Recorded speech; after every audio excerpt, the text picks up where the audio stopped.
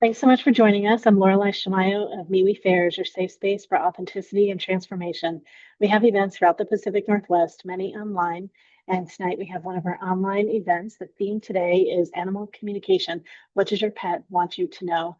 We're going to be talking about all kinds of things about animal communication. It's free to be here.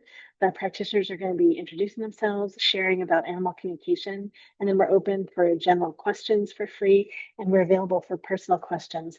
If you have a personal question to ask the panel, there's information in the chat, and we're excited to work with you on that. As I mentioned, you can come up on stage, ask from your chair, or ask confidentially. So let's get started with our introductions. We've got more practitioners that are coming, that are joining us in Zoom, and we'll be up here shortly.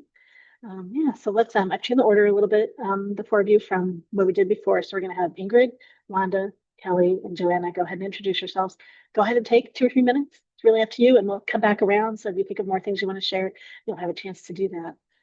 Yeah, so go ahead and tell us who you are, like all of what you do, anything you want to about animal communication. For some of you, it's a huge part of your work, and yeah, it's great to be together. Go ahead, Ingrid. Hi, I'm Ingrid. I'm an animal and nature communicator. So, animal communication is really just kind of a natural state of being and allowing yourself to kind of realize that animals are always talking to you, and so is all of nature. And once you start to realize that and trust yourself, you can, it will become more and more clear. So I can facilitate conversations between people and animals or really any being of nature. So that includes spirit guides, nature spirits, interdimensional beings. And I also teach classes. This is also just kind of a lifestyle for me too. So when I travel, I'm always communicating with guides and spirits around me. And animals are also really excellent teachers, and they can help you connect with nature spirits and show you what's in the area. And you can also ask them about any energy centers you might sense or ask them to show you. If you ask an animal to just sort of show you how they see things, it becomes a lot easier to see things like portals or nature spirits. They're wonderful guides. So, anyway, I'm really looking forward to this panel and answering everybody's questions and working with all of the other people here. Great. And just before we go on, I'm putting all your information in chat. And if you didn't already, go ahead and say your website, or maybe you've got it up on your name in Zoom, but just go ahead and do that. And for all of you going around, but yeah, go ahead, Ingrid. Yeah, my website is earthbeingcommunication.com. And I also have a free newsletter, so feel free to sign up. Great. Thanks so much, Ingrid. Next to us, Wanda. Hi, I'm Wanda Buckner. My website is wandabuckner.com. I work here in Olympia, Washington, and anywhere across the world. I approach animal communication in a almost a medical model, which is I love Ingrid hearing about how you work with animals and other nature beings. So it's a real contrast for how I work.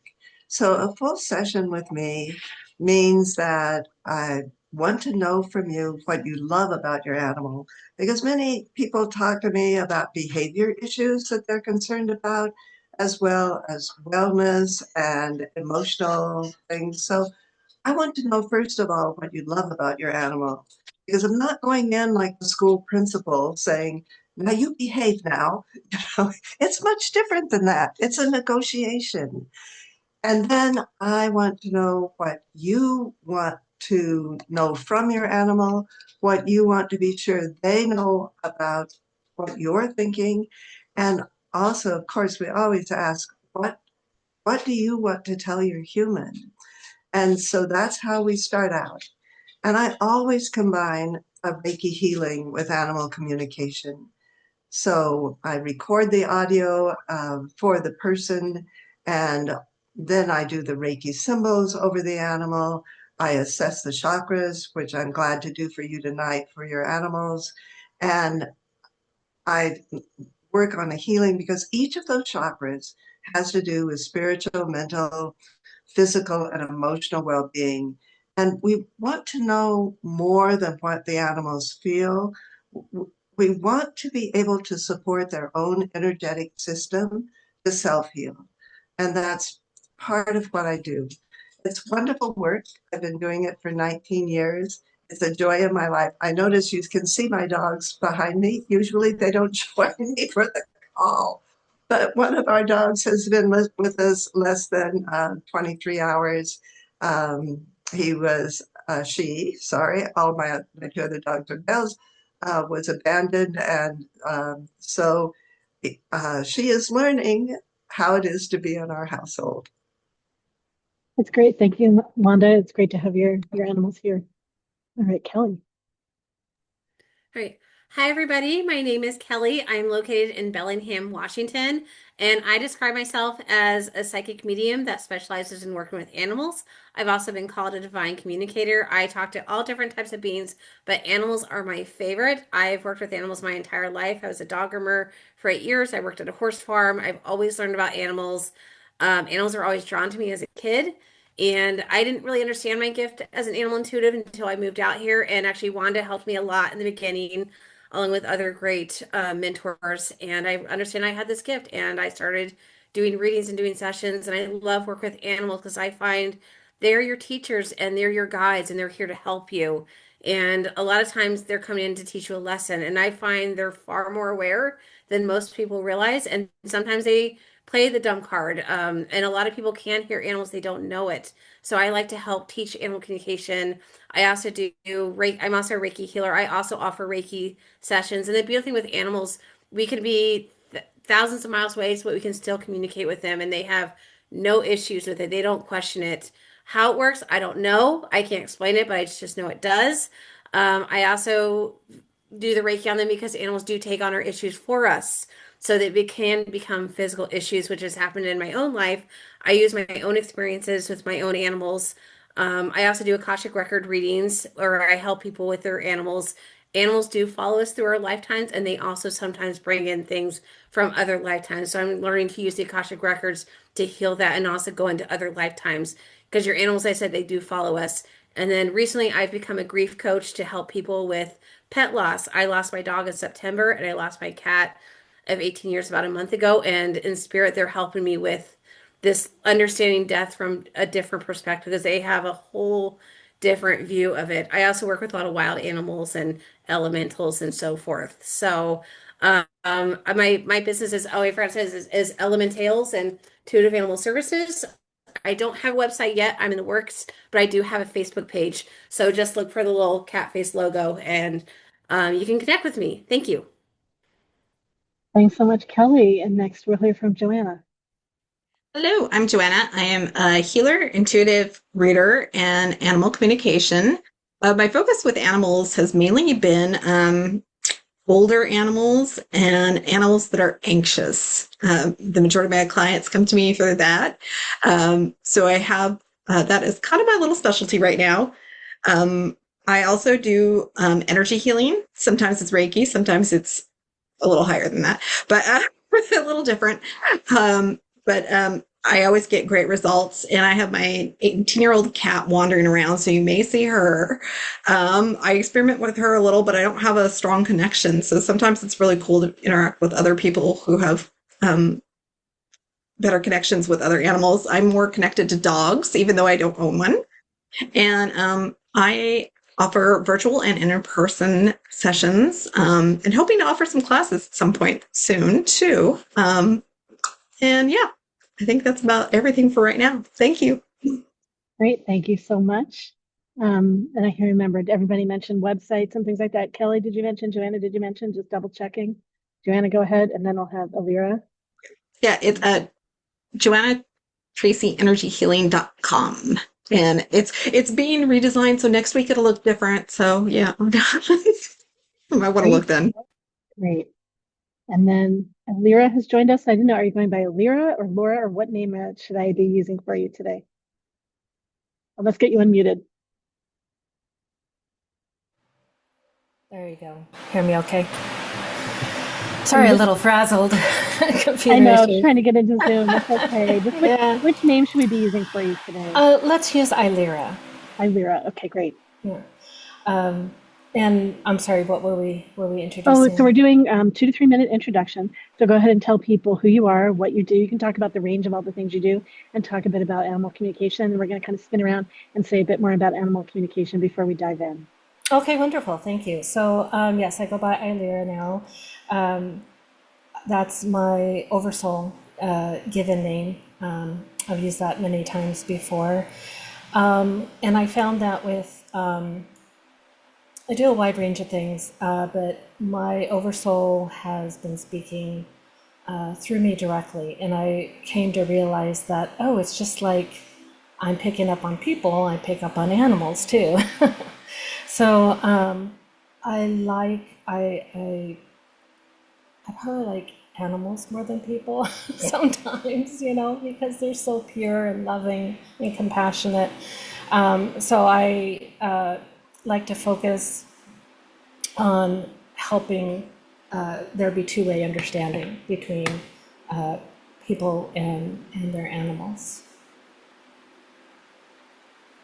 That's great. Anything else you want to say about just in general about all the ways you practice? I know there's so many different things you do. If you want to say harmonic oversoul translation or just anything else about the mediumship, which is, I'm going to give you have time. So feel free to tell us about. Okay, yeah, so harmonic oversoul translation kind of also turned into embedded oversoul messenger. I used to call myself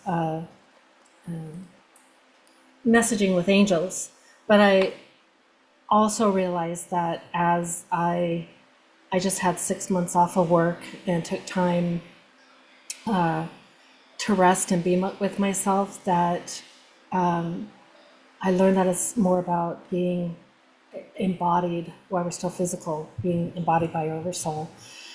And really it's all about energy. So it seems like I started out by automatic writing, channeling.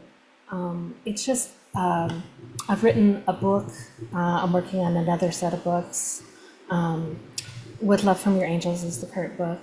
And I don't actually have a website currently, but I do have email, and I'd be happy to give that in the chat when I take up the time. It's great. And I've got some information on everybody. I don't know if it's, let me know if I need to update things. So I'll put some things in the chat and then you have to put it in 2 pieces. Well, let's see. Let's go around again and see if there's anything else anyone wants to share about animal communication. It's great. I want to mention she's got our animals with her. Yeah, so we'll just start off with Ingrid. So again, just kind of rounding out just anything you want to share about it. We do have one general question. We had one person paid ask the question, but I'm not sure they're here yet, so I texted them. And yeah, go ahead, Ingrid. Okay. Well, I think like some of the other people talked about communication with animals as a negotiation. I do a lot of that with conflict resolution when I talk to animals. And a lot of it's really about deep listening and allowing them to be heard. And oftentimes, just letting the animal fully express themselves is enough to resolve the issue. Sometimes, they want something in return, or they're trying to bring an issue to somebody's attention. They really are very, very wise and a lot of times very silly, and it's almost kind of like interacting with a different culture because they do see things a lot differently. But learning to be a little bit more like them, I think can really elevate our own lives and make us, more connected and more open. And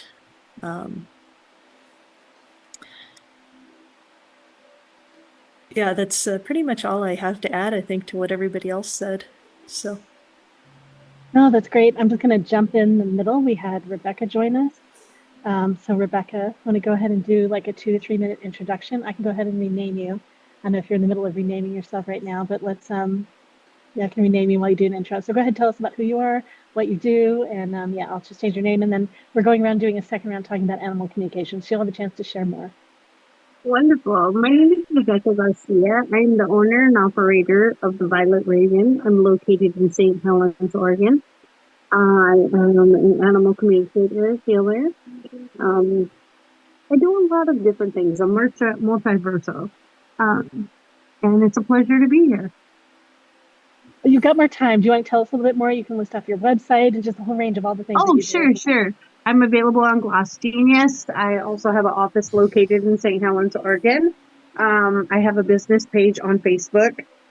I'm on TikTok, basically all social media platforms, published author, a lot. Okay, great. So we'll continue on around and then we'll come back to Rebecca so you can share more if you want to do that. Sure. Okay, Wanda, anything else you want to share about animal communication, working with animals?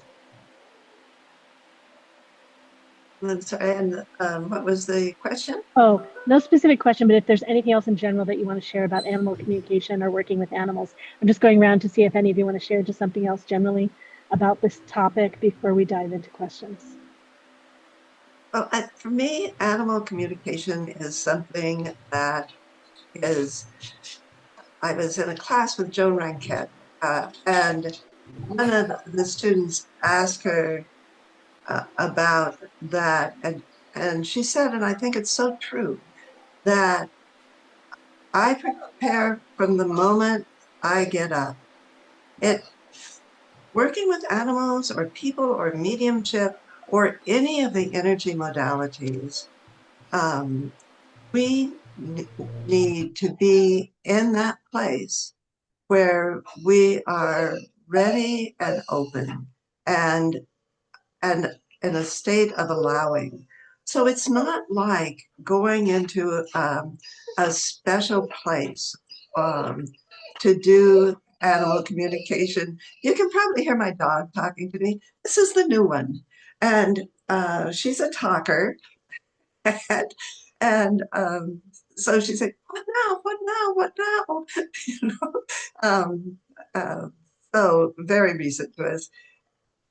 And so it's not like some special thing that I only do in one room or one place or after one set of rituals. It is always available and possible. And it, and if you can send some loving energy to my sweet Sadie, that would be appreciated. She just isn't quite sure what's going on. So I think the whole thing that I'm trying to get across is, as other people have said, it is very natural. And I think there are two things that I think get in the way of people communicating with animals. The first is that they don't believe they can do it. And the second is that they're just sure they can do it. They're really talking to themselves and their own mind instead of really hearing the other. And so when I teach animal communication, those are the things that we work on. Can you really see and know and hear from the animal what color that dog's bowl is? What does the food taste like? You use all of your senses, not just one. It's not just words, it's so much more. Thank you. Great. Thank you, Wanda. Kelly, anything else you want to share? I think for me is that I firmly believe everybody has the ability to communicate with animals, and we're probably already doing it. You just don't know. A lot of it's just getting out of your head and also believing that you can. I questioned a lot in the beginning. Am I really hearing this? Is this me? I'm going crazy. But even with the other spiritual stuff, I've learned to honor what I'm hearing. And sometimes I question it, but that's normal. I think it's good to question things. It's good to have that, but I definitely think everyone can. And when I communicate with animals, I'm also connecting to two aspects. There's the soul aspect of why they're here, and then there's the animal aspect.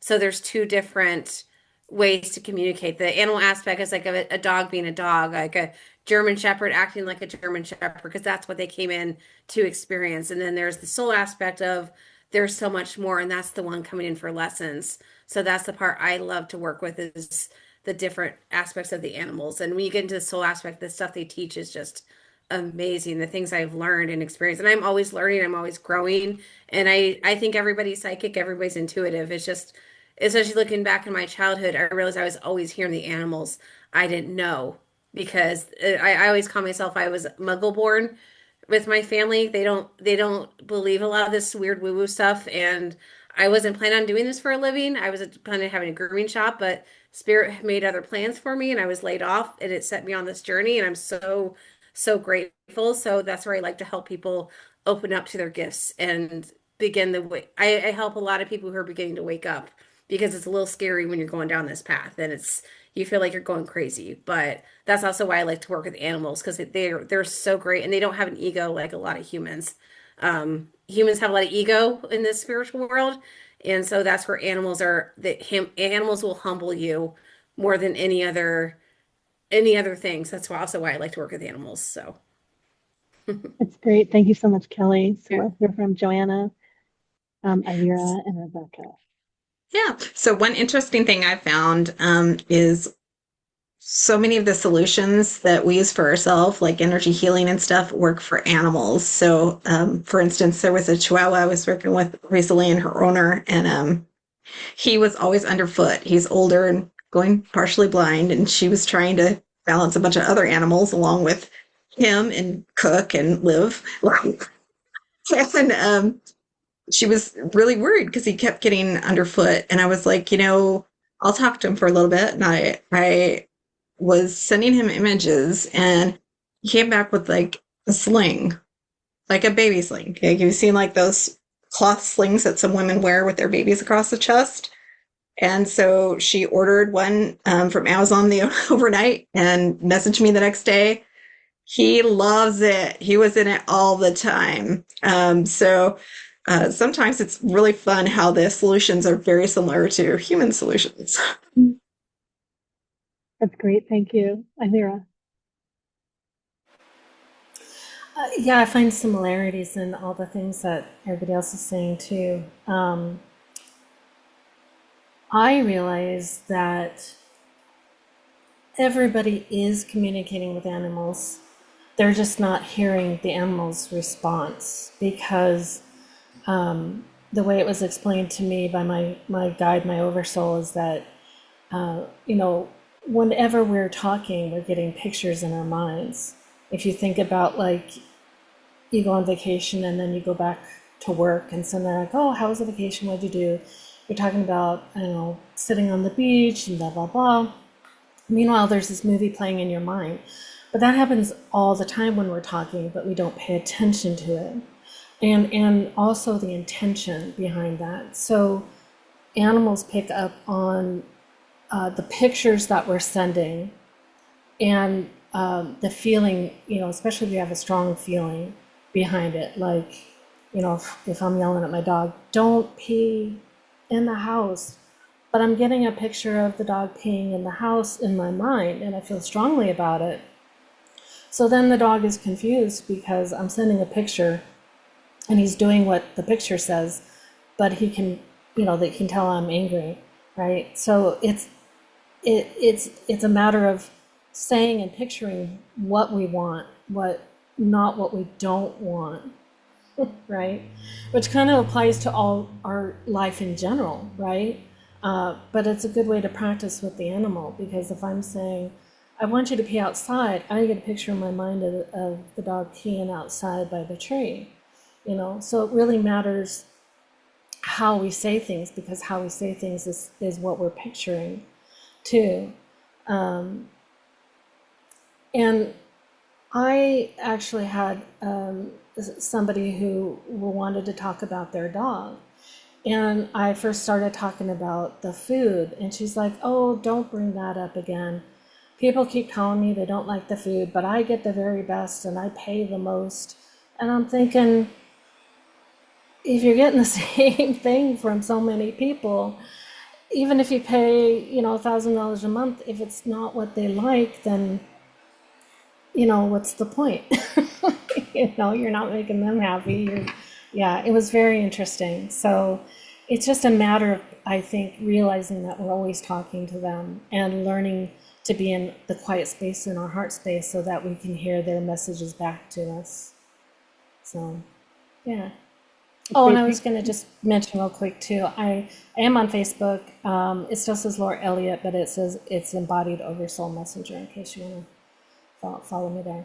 Great. Yeah. And if I need a new link, just give me a new link and I'll update stuff. All right. And Rebecca, anything else you want to share about animal communication, working with animals, etc.? Absolutely. I have had the pleasure of working with animals for in my community for the last 5 years and outer communities. I've been able to travel to Portland. I had a class I was teaching in Mount Shasta, and I ended up doing an emergency animal communication for a family relative.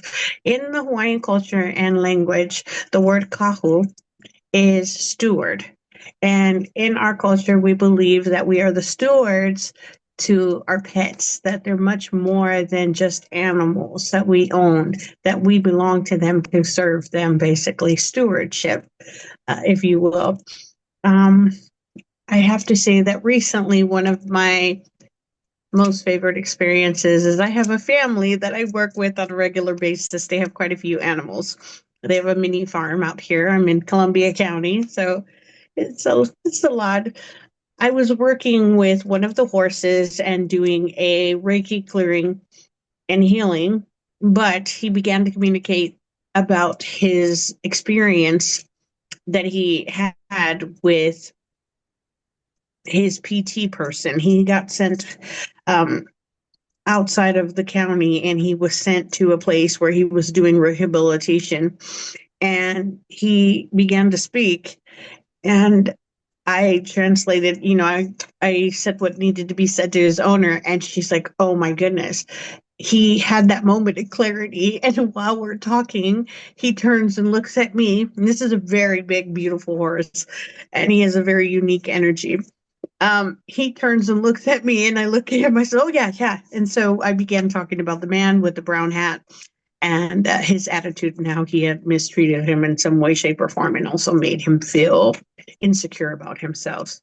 What I truly love about animal communication is not only are we stewards to them and brought to help serve and better service them, but being able to understand that an energy and a frequency that they emit. So different animals and different sizes, of course, emit a level of frequency, and learning how to communicate with that. I agreed with the woman before me, how she said about listening and connecting and receptivity. And I feel that that's very valuable. I think that the more that we realize that more and more people are waking up and understanding and learning their own gifts and abilities, or coming into connection with that, it allows us to be open and receptive to our animals. And the more that we focus and keep it short and sweet, each animal has a different frequency. So some are better listeners and better communicators. So the more that we work on that and focus and have just a little extra patience, I think it makes all the difference in our healing and in our connection with our animals. Great, great. All right. Anyone have anything else they want to share generally about animals and animal communication before we dive in? We've got at least one general question. We've got two personal questions. One of those people is here. I'm not sure the other person is here yet.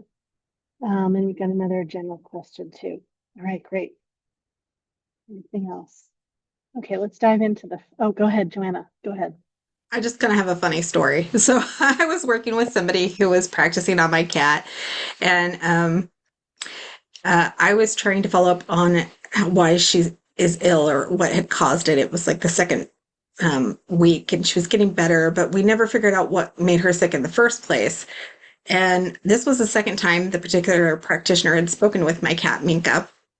And she's like, Minka doesn't want to talk about that. She's tired of that. She says, you're making too big of a deal of it. She wants to talk about the golden orbs flying around her house. She wants to know if you know what they are. And I'm like, I don't know. Can she tell me? And she's like, no, but she wants to play with them, but they're always too high. So sometimes they're not in the mood to talk about what you specifically want to talk about. That's great. I'm laughing. That's fun. All right, cool. Okay, let's see. Maybe let's go to the second general question first. I think it's funnier and it'll be more brief, maybe. Has anyone had experience working with elephants? And if so, do you have any comments about working with elephants? So jump. Okay, great. Rebecca does, and I saw Ingrid nod. So Rebecca, go ahead, and then And then Ingrid, yeah. I have volunteered my services to a few places. I've had the pleasure of working with unusual and exotic animals. Um, I'm currently waiting to be in contact and connection with someone from the Oregon Zoo, but I did work with a private owner at the circus once, and there was an elephant that was very sassy. It had a lot of attitude, but ultimately we were able to figure out what was going on, and it was very awesome.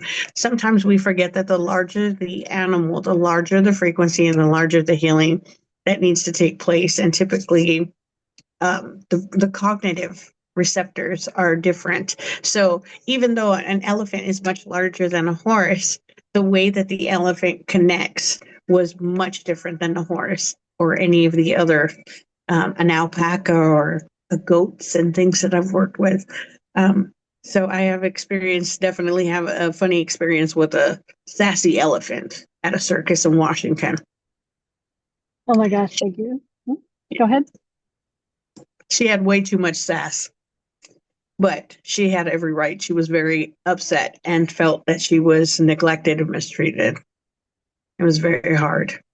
But she did tell me some funny things about some of the people in the circus. She knew everybody's business. She was quite the gossip queen, but she knew a lot.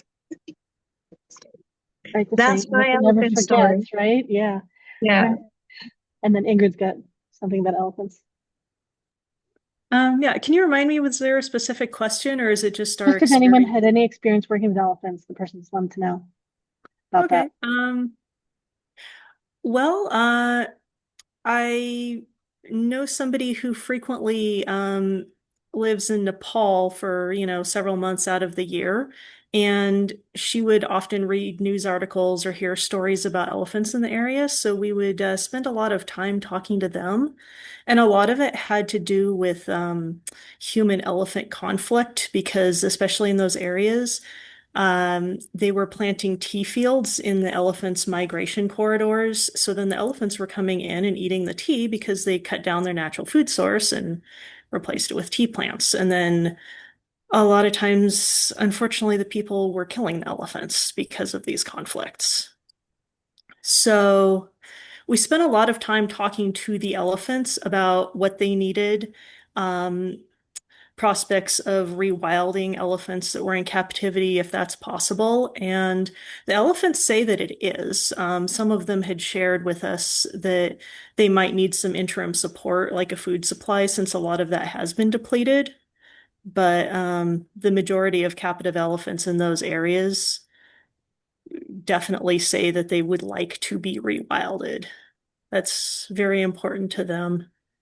I found a lot of them, though, to be very kind and forgiving, especially in those circumstances. And that was something that, we can really learn from them.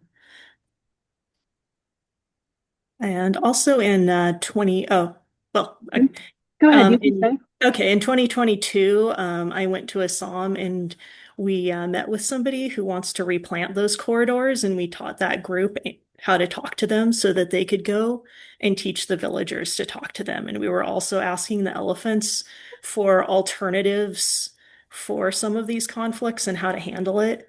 So, kind of did a little bit of translation there, and yeah, that ended up being a really beautiful experience, and just spending time with them was very profound because, I mean, not only were they able to tell us very succinctly what they need and how to work with the people that have these feelings of anger and fear towards them, they were also, I mean, showing us how they are able to travel remotely and how they, like are able to hide even though they're so large. They're amazing, amazing creatures, and I would highly recommend that anybody talk to them. Great. Larly, I can't figure out how to raise my It's hand. okay. Go ahead, Wanda. Yeah. Yeah, so we were traveling in Africa and we were at a large elephant reserve. the native peoples who lived there had actually moved out up of the area so that the elephants could be there undisturbed. And we were in a research center, so we were in a blind, where the elephants could be observed. And of course, I want to talk to the elephant, right? Hi, how you doing? You know, and this elephant said, "What are you doing here? This is our land. This is our place." And I was shocked. I think sometimes I have the impression that, oh, of course they all want to talk to me. Well, that's really egotistic, isn't it now? You know, because it really was their land. We really were encroaching on it and encroaching on their lives. And my experience is that the more the more domesticated the animal is, the more likely they are to talk, and the more um, wild they are. They have their own lives. So, I'm trying to talk to a bird. Same thing. Hi, how are you? And the robin is like busy, busy, busy. She was on her own agenda. And I think it's important to recognize that they are their individual beings. And I assure you, this sweet dog is just fine. Um, Very talkative. All right, thank you. And just a reminder, I think, did you say earlier that this dog has been with you for less than 24 hours? Or just about? Sorry, you're muted again. Get you unmuted. I'm say, sorry, Wanda. Yeah, let's get you unmuted so you can. Did you say this dog has been with you for a very, very short time? I think we're at 25 hours now. Oh, And so usually there are two of us, and John is here. My other two animals are lying down. Uh, he's fed, he has water, the door outside is open. He would like to get in my lap. So I'm going to move a chair in for him. So I'm going to be right back. that's great. I appreciate you just taking care of him and being with whatever, right, is happening here. 25 You hours bet. is a very short time, yeah, for animals making adjustments and things like that, as you all know. All right, great. Let's see. So we've got another general question. Well, does anyone have anything else to share about elephants before we Actually, I go do ahead, actually want to Kelly? make it. I wasn't going Okay. to quick comment. I wasn't sure I was going to make share, but I said I heard go for it. Actually, I haven't worked with elephants directly. That's definitely a dream of mine to work with wildlife. But every once in a while, I will turn on an animal documentary and kind of turn down the volume a little bit and listen to what the animals have to say. It's so fascinating because you can really learn about their culture and what they're really doing. And I watched one actually on elephants about a month ago, and it's so they're talking about all these things, and the narrator makes it sound like they don't know what they're doing and they're oblivious, but they are fully aware. And so that part I love tapping in with a lot of stuff, a lot of like, especially with wildlife. And I agree with Wanda. They have their own agendas. Some wildlife, they're like, we don't need to talk to you. We have no reason to it. And this is kind of related. I have worked it a lot with whales. I go whale watching a lot in this area, and I love connecting with whales. And there's a connection with elephants and whales, but that's a whole nother story. But whales are also very tuned in and to connect with them. And some whales open up to me, others do not. It's kind of open, but that's my experience working with wildlife. So It's great. It's great. The next question comes from someone that just commented in the chat. They said they're going to ask about whales. So yeah, we might talk about well, whales in a moment. I know we've got at least one question in line. Okay, well, I guess does anyone you want to say anything else about whales while we're Well, since I'm here, I'll go ahead and tune sure. in. I'm very connected with whales on a spiritual level. I've had a lot of lifetimes with whales, and I'm sure I've had a lifetime as a whale. I have a lot of dreams with them. And the beauty of living out where I'm at, I can go whale watching. And a lot of people say, "Oh, you shouldn't do that. That's so cruel." But I asked a lot of the whales, and they say it actually doesn't bother them. What they are doing is they feel the loving energy. And one of the things I loved connecting with them, and this is how I know I really can do what I can do with the energy. I actually, it's a great way for me to practice Reiki. So I'll go out there and I'll put this beautiful Reiki energy into the waters, and the whales do respond every time. Last year I went and we came across this humpback, and she showed her tail immediately and she went under, and then she kept getting closer to the boat, and the parrot like that's really strange. And they came back and they saw me, and I was like, yeah, I'm seeing this whale Reiki, and they're like, that makes sense, and that was really cool. It's confirmation I was hearing it. But then I tuned in and found out she was actually pregnant, and that's why she wasn't lifting her tail as much. And they're like, "What's going on?" I'm like, "Oh, she's pregnant. She's going to have a calf when she gets back to warmer waters." So it was really really cool. And whales are great because they really tune into energy and and actually one of the things I love about whale watching is a lot of times the naturalists will say something and the whales are like, well, actually that's not true. That's a load of BS. But they're as I say, a lot of animals think humans are kind of oblivious to a lot of things, and they as I say, humans have a lot of ego, so that's where a lot of the whales are like, no, you got that wrong. But whales are very loving and very affectionate. I also love working with orca. I love the orca because they have such a great energy and they're super, super loving. That's why people are so tuned in. Another story is a couple years ago, I went whale watching and I started sending energy to this orca pod, and one of the whales kept getting closer and closer to the boat to the point the boat actually had to turn off. They're supposed to keep their distance with the whales, but you can't tell a whale to stay away. They're going to do what they want. And this whale got closer and closer, and he actually swam right underneath me where I was. And another thing I like to do is I sing a lot of light language, which is a frequency language. So I was actually singing light language to the whales as well, which they respond very, very clearly. And what they tell me is when they're singing, that's actually what they're doing is emitting a light language of frequency. It's not a sexual thing, which is a lot of humans think. It's actually, from what they tell me, it's about music and sitting out the growth and helping the spreading the frequency out. And I think there's more in tune with whales on a spiritual level, but that's probably a whole other another topic too. But yeah, I love working with whales. Anyone have anything else to share about whales? Go ahead, Ingrid. I think it's really cool that somebody asked about elephants, and right after that, somebody asked about whales, because I've had whales tell me and show me that they move a lot of energy through all the oceans around the planet and help do a lot of clearing. And I've also had elephants tell me that they do the same on land. So in a sense, it's almost like they're working together, which is really cool. Actually, chime in. I get that a lot with animals. They do work a lot, and that's also kind of going back to the telepathic. Whales communicate telepathically because you can't really talk underwater for obvious reasons. So a telepathic is the best way to communicate with them, and they can actually connect with anybody across the ocean. So the pods here in Washington can connect with the pods in Antarctica without any connection, without any distance. For them is no different. So yeah. Right, and Rebecca's got something to add to this.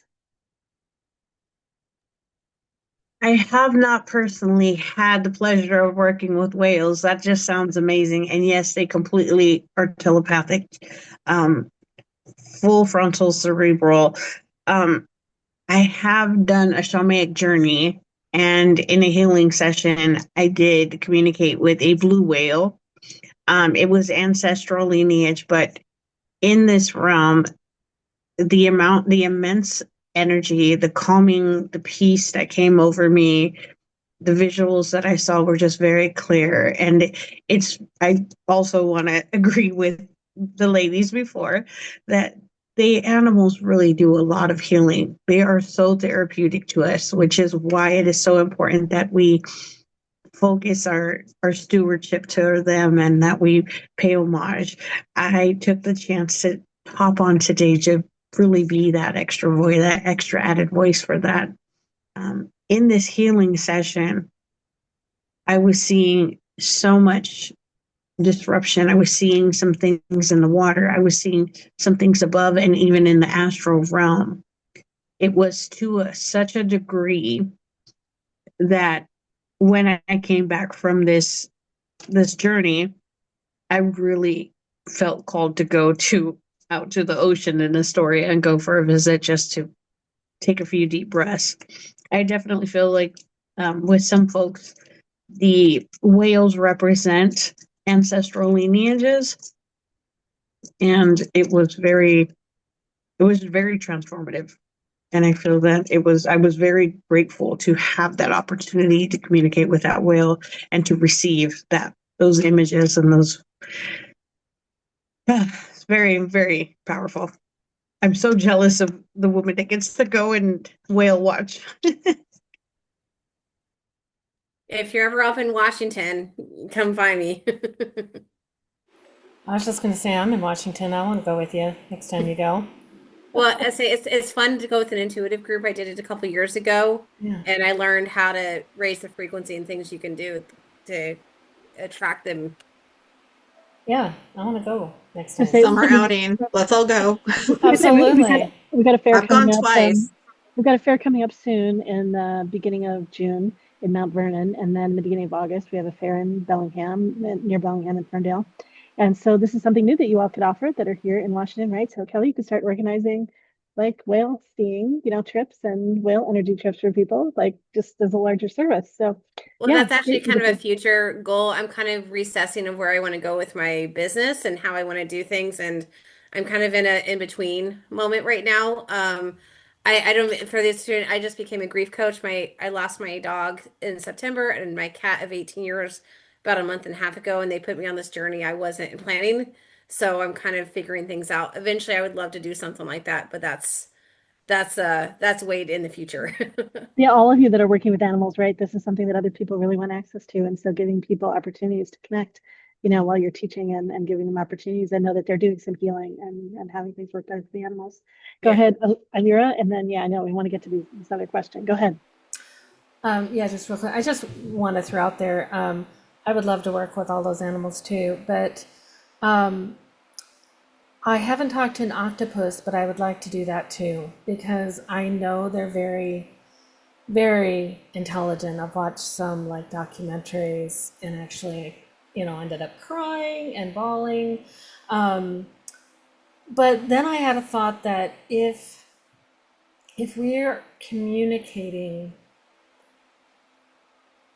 to animals and we're talking to them, would it change our relationship to our food?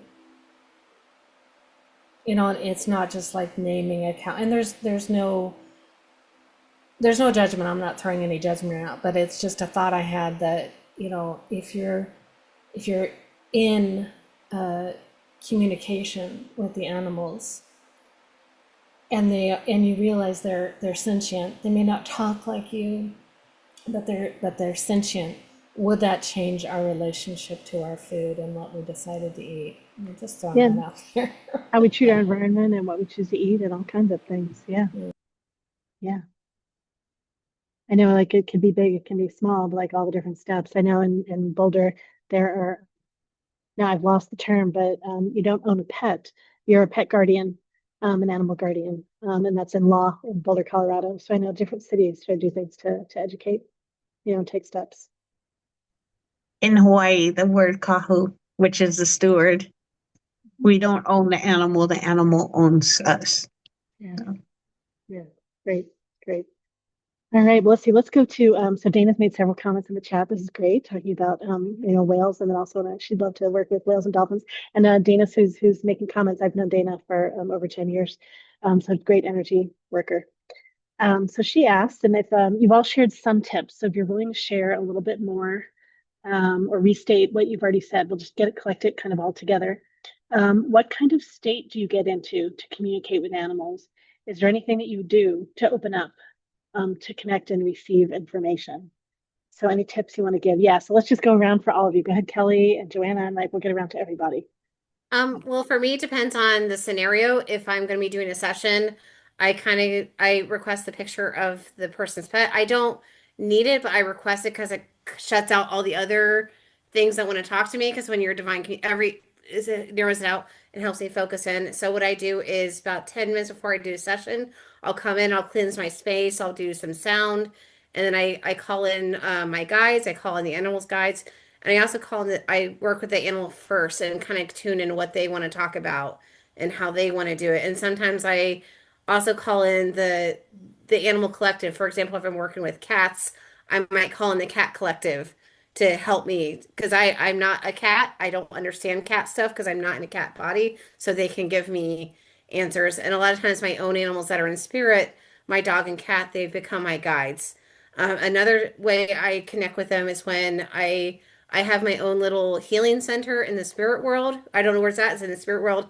And I'll go there, and that's where I also connect with animals. I have my own garden and my own place. I've actually done that with my own animals. I've been practicing with the Akashic Records and how to release other lifetimes. So I did this with one of my kittens a few months ago. He's really a dog in a cat body. He was reborn into a cat body, and he came in with traumas from other lifetimes. So I took him to my healing center, and I called in that those aspects of that lifetime. I was able to kind of release it and let go, and that was really amazing. So that's what I kind of do.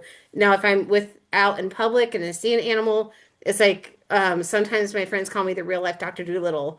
I can just have a normal conversation with, and that's when I usually connect with the animal aspect. When like I'll like today I was grooming my friend's dog, and I heard, I want a cookie, I want a cookie. That was more his interest, or like, I don't really want this bath, but I'll deal with it, that kind of thing. Or I'm going into the store and I see a dog, like I want to go in there too. So that is kind of different. And then with the wildlife, it's kind of depends on what they want to tune in. Sometimes I can instantly connect with them, and other times I can't. So it's different with every animal, and each animal communicates differently, as well as you mentioned before. So Great, great, thanks. And now Joanna shot up her hand, so go ahead next, and then we'll go around to everyone. And Wanda, we're asking, or we're answering the question just so Wanda can kind of catch up with us. What kind of state do you get into to communicate with animals? Is there anything that you do to open up that connection and receive information? So feel free to share what you've already shared or share something new, in addition to that. Oh, great. Go ahead, Joanna. Yeah, so I have ADHD, so I get distracted very easily. So one thing I do is make sure that I really have no distractions, including my cat. I either have the door open so she can come in and out, or I have it shut. And then I don't have my cell phone on. I don't have any TV. I don't have radio. Everything to just make it quiet for me so that I can focus in on the pet itself or whoever, like animal I'm connecting with. That really helps me. And I actually worked on meditation a lot to help quiet and get into that state. So that helps me out too, doing a little meditation beforehand.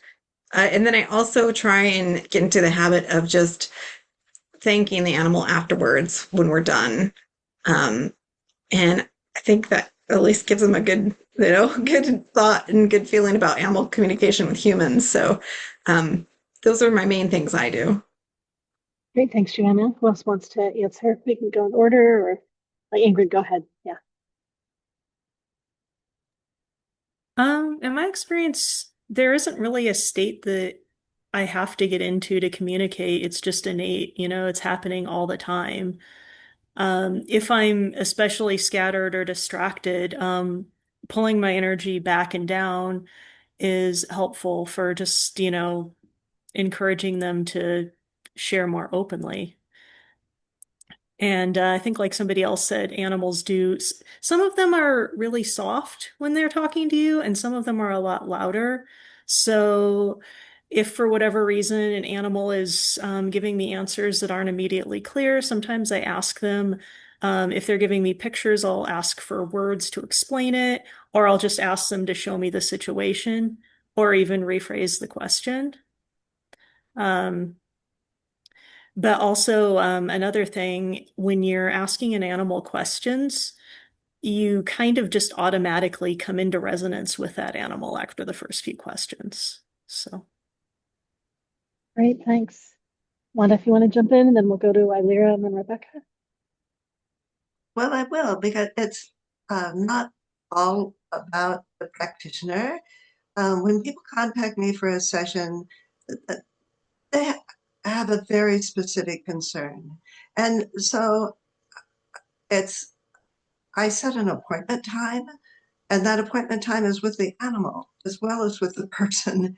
And I set myself up for success. Like if I'm working with a horse, I'm doing remote work, then feeding time is not the best time, right? And so, in a similar way, like I was working with this one dog, and all of a sudden I lost contact. I'm like, so, and I was doing it remotely, so I'm recording. And so then I talked to the human and I said, "Did you take a walk?" And she said, oh yeah, we were driving and so I saw this new place. So I just took my dog out. We went for a walk. And I'm like, because during that time, um, the animal had something so much more interesting than what the human was interested in talking about. So I think it's important to recognize that it is the animal's appointment too, and to set aside that time. And I do ask that when I'm communicating, that the human is not playing ball with the dog, you know, uh, doing whatever, because I want that spirit to spirit and heart to heart connection that is not um, um, uh, like torn away by the human's activities. Do you see what I mean? So that the dog's not trying to pay attention to me and the human. So it's just a way that there is the casual kind of communication that we've been talking about, and our experiences with that, and how fun and rewarding that is. And then there is the more formal communication, almost similar to an appointment with your doctor. You're going to devote this time so that your animal can have a true heart to heart experience with a communicator and healer. Great, thank you, Wanda. And Lyra, and then Rebecca. Yeah, so for me, I'm actually, I see a lot of crossover in reading people and reading animals in a way, because the way it's shown to me is that the animals is more than what we want to be like. They are less, they're less personality and more soul. And my oversoul has said, just as you know, one of our goals in this life was to let go of the 3D and embody more of our oversoul. So I feel like one of the most important things when communicating is being in the heart space. We've been taught to be in our heads. You know, we're criticized for feeling emotional. So when we're in our heads, it's kind of like being in a house that's playing really loud heavy metal music. Our animals, our guides, our oversouls trying to talk to us, and we can't hear it because we're here. So when we learn to be quiet, and we can use the word meditate, but really meditation is just about, you know, for me it's like sitting on a trail by myself and just being aware of the birds and the breeze and the light and the leaves. And because what that does is take me out of my head and puts me in the moment of now, right? It quiets the mind. So I always feel like the first step is finding that, well, always living from the heart space is the goal instead of our head. And the more we're in our heart space, the more we can hear the animals and our guides, but you know, we can hear the animals because we're not, you know, we're not all up here thinking about tomorrow or what's coming up or regretting what happened before. So for me, there's really no other ritual than just being and being present. Yeah. Great, thank you. All right, Rebecca, anything you want to share? For me, anytime I know, typically when the owner or the kahu makes the appointment, I'm typically informed of what I always ask what type of animal if I'm dealing with, so that way I know how to better prepare my energy and how to prepare my manners. So some animals really appreciate good manners. I do not work or treat an animal that refuses to work with me. I respect their boundaries. I feel it's important to respect their boundaries. But for me, I really like to prepare myself because animals are such a high frequency and vibrational being. I like to prepare. So I will eat well, drink high quality water, make sure that my mind has been clear and free of any excess heaviness or negative energies. And when I engage with the animal, I simply introduce myself and just begin very small and see where it goes. I follow the animal's lead. I think it's important to allow them to feel almost human in a way, that they feel connected and they don't feel bombarded or a boundary overstep or overgiven. I also, something that really helps me also is connecting with my animal guides. And being dual indigenous, it's definitely something that I have a lot of. So I typically call on my guides, or if a guide is similar to this animal I'm working with, I will ask for guidance or ask for patience or hints maybe on how I can help. And what I do is just allow my moments to with that animal and the parent, the pet parent, and we take it step by step and basically at the animal's pace. But being a medical medium and being able to see auras and chakras so clearly, it also helps to know a little bit. That also helps me to kind of assess things as I begin. Great, great, thank you. All right. Let's see. So we're going to dive into, we have two people with paid test questions that I know of so far. So dive into those. It is SH and Hope. So SH, you were in line first. Are you ready to go? And let us know. This is being recorded. Do you want to come up on stage? Do you want to ask from your chair? Do you want to ask confidentially and then send me your question in chat? And you're up. So just let me know what you want to do. If you are ready. If you're not ready, we'll go to Hope first. Hi, can you hear me? I can, yeah. Did you want to ask from there? Did you want to come up on stage with us? I can come up on stage. Hold on, let me see. Okay, just keep in mind, I know, right, we're recorded and this is going to go on our YouTube channel. So just want to make sure you're great with that. All right, I'm going to bring you up here on Spotlight. Thanks for joining us and thanks for jumping up on. Now, where did the rest of us go that are on Spotlight? All right, let's get the rest of us up here. Okay. Somehow the rest of us disappeared. So let's get the rest of us up here. And I'm missing someone, so let me go figure out who I'm missing. Those of you that are practitioners on the panel, if you could turn your videos back on. Oh, my computer's doing entertaining things today. All right, let me just go find you all and bring you up. All right, and I think we're all here now. Okay, great. What is your question? So I have two dogs. And one in particular, Julep, she has gotten in a few fights. And I am just wondering how I can help her stop being so aggressive. And Julep, come here. This is Julep. Oh, Julep, you said is her name? Is it? Yep. Okay. Yeah, Yep, Julep.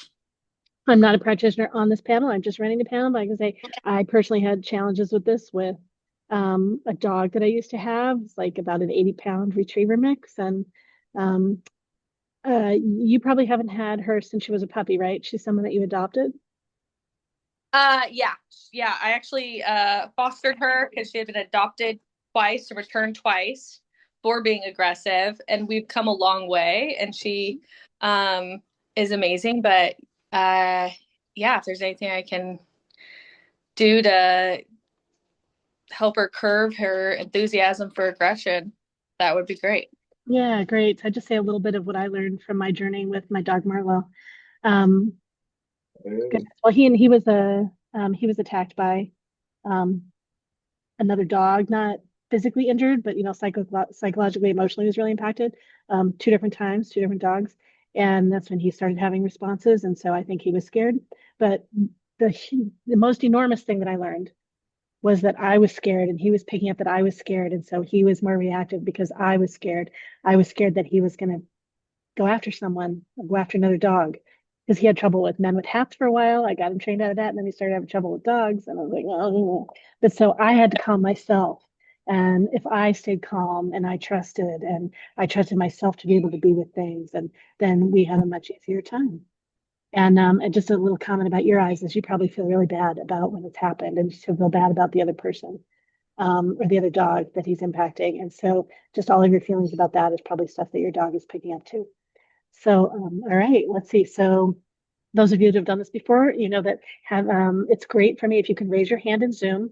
They're currently raise hand might be a separate thing in Zoom that lets me know you're ready, or you might find it under reactions or more. So if you're able to do that, that's great. If you can't, we will figure this out. But I know I've got Ingrid and Kelly in line already that they want to answer. So yeah, go ahead, Ingrid, and you got like about 3 minutes. I'll let you know some funny way with my phone if you're getting close to time.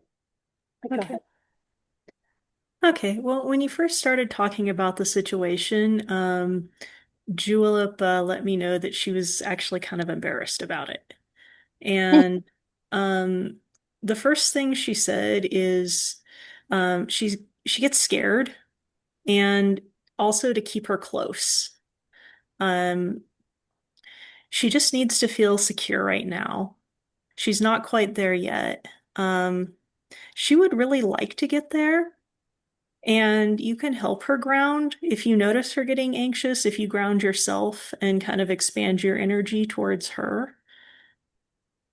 But you actually, for a while, you may need to remove her from situations if you notice that she's getting agitated. Yeah. And she is saying that over time it will get better, but not to push her too far too fast. Right now, she just needs a little bit more understanding and patience. Okay. Thank you. Yeah, sure. Is there anything specific you'd like me to ask her about that? Um,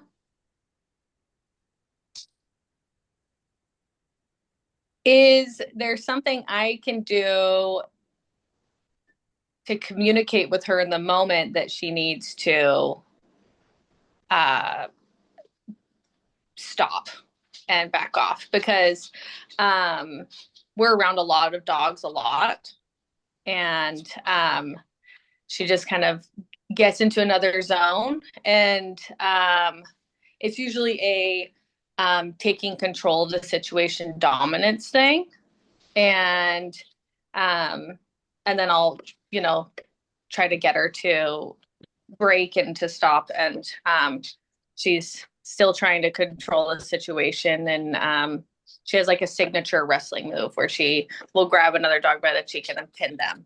And so if there's any way that I can communicate with her better, which I try to just keep her out of situations, but we've been around dogs that she's seen a lot, and then we're all hanging out, and then it's like a flip of a switch. So I'm like, where did this come from? You've been around them so much.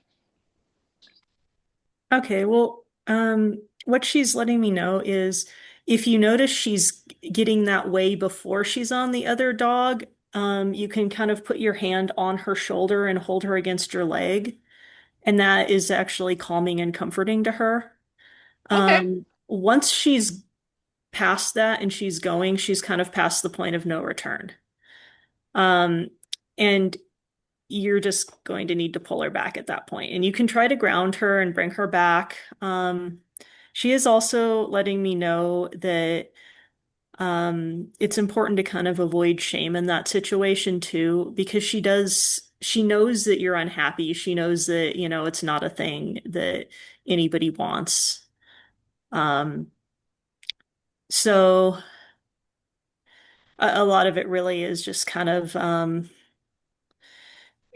probably going to have to be a gradual process. If it's a dog that she knows, um, she says she's trying.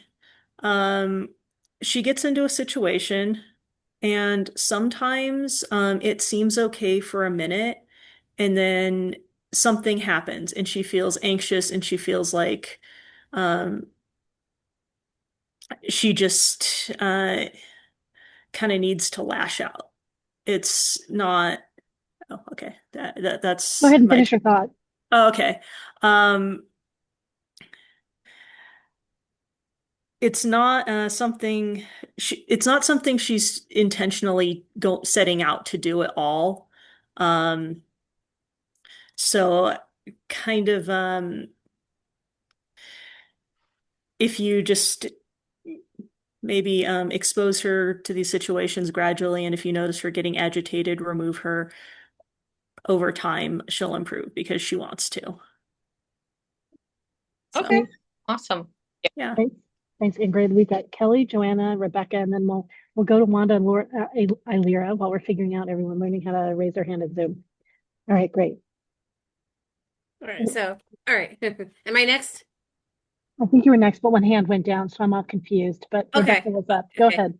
Yeah. Well, what I agree a lot with what Lorelai and Ingrid said. There's a lot of I pick out there's a lot of PTSD that she doesn't mean to do it. It's just the fight or flight mentality. But I feel like when she does it, and there is definitely an alpha mentality. She wants to be in charge, but also when you go to those parks, she feels your nerves and anxiety, and that you kind of expect it's like the image you expect her to do it, so then she does it, so she doesn't understand. But I definitely pick up a lot of PTSD, which is really common in dogs that have had issues. So actually, this is something I've been working on with my own animals. As I mentioned, I'm a big sound frequency person. I love it. So I would recommend maybe do some energy work with her at home. Like maybe go to YouTube and type in frequency music, energy, like stuff that releases traumas or PTSD. Just play the music, or like Reiki music for animals specifically, and just play the music and allow her to just hear. All you have to do is play the music and that's it.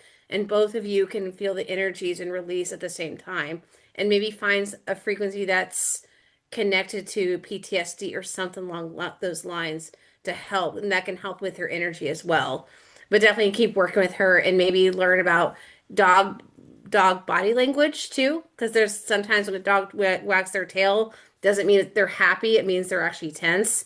So, and what is her breed? She's a pit healer, so Okay. she is pre-suited to be a stinker.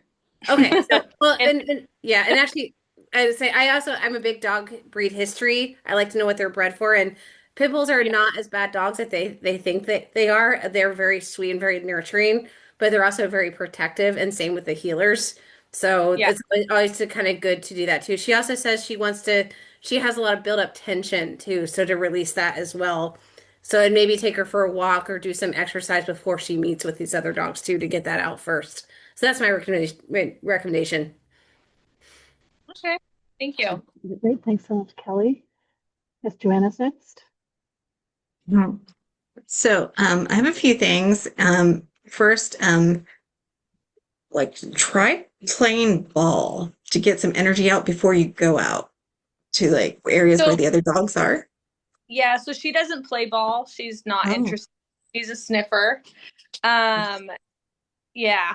And we actually don't go to dog parks. I do dog training and boarding. So when she's around other dogs, she's been around them a lot. And Oh, then okay. kumbaya, and it's been like I'm watering something and everyone's calm and my back is turned, and then it pops off and she's the aggressor. Oh no. So I'm very Okay. confident in these situations and everyone's very calm, and then all of a sudden she pops off for some reason. And since you do boarding and stuff, have you tried doing like the thunder shirt thing to kind of comfort her?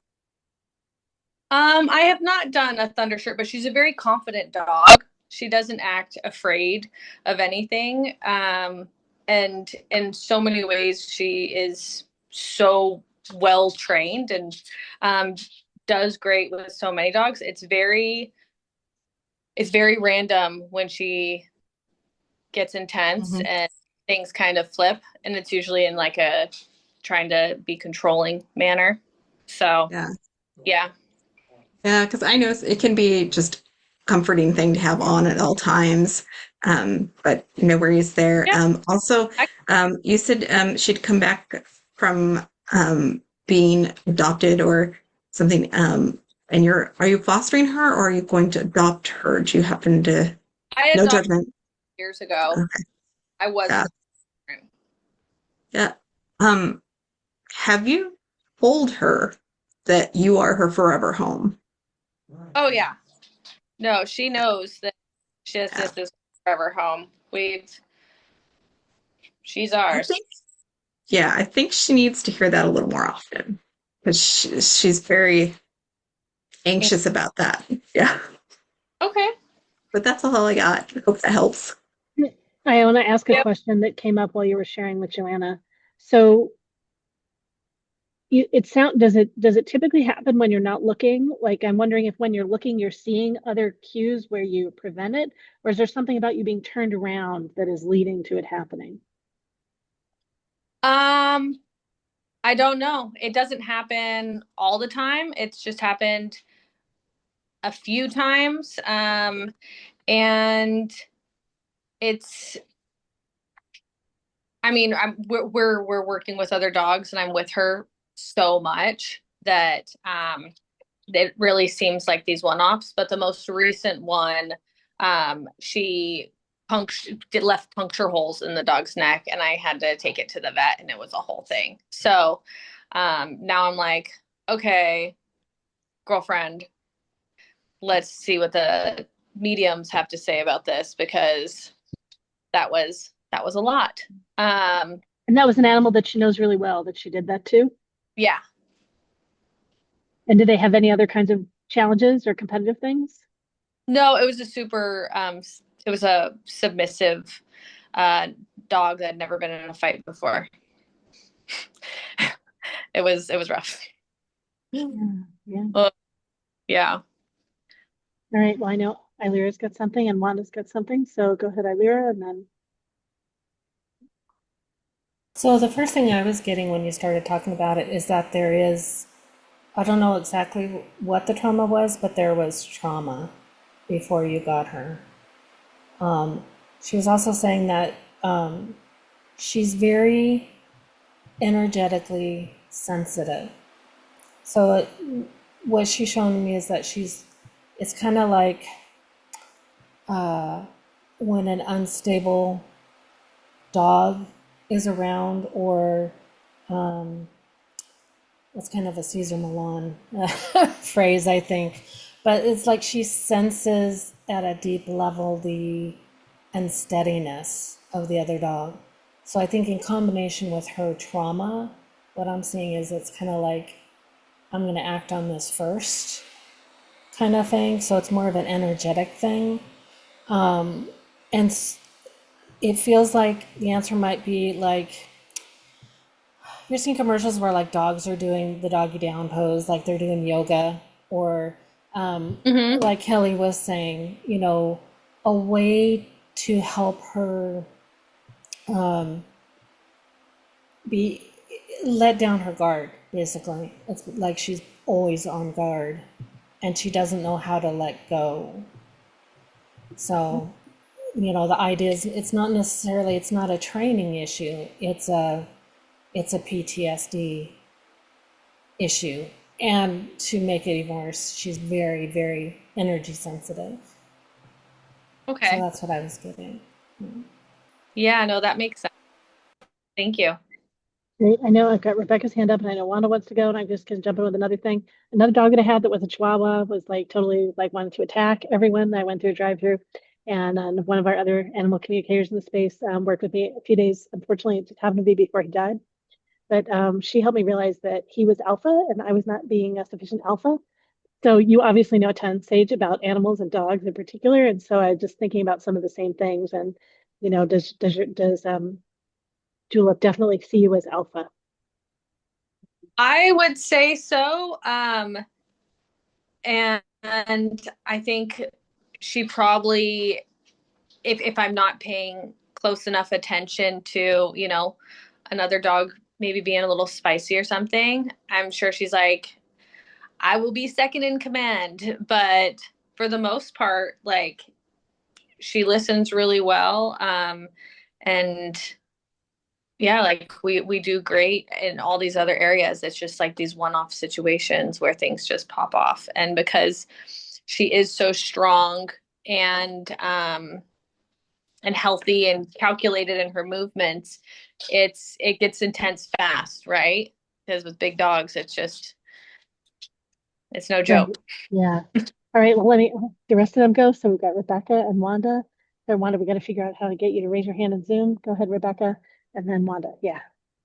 I did a little automatic writing and I got quite a few things from my spirit team. First of all, very beautiful dog. I love her energy. You can really tell by her eyes that she has a loving spirit. I definitely feel the anxiety, heavy anxiety issues. I do agree that she does need a little bit more reassurance with her forever home. It feels like she's constantly working to try to please you, but at the same time, she's totally ready to come out of retirement and be the boss, second in command, so to speak.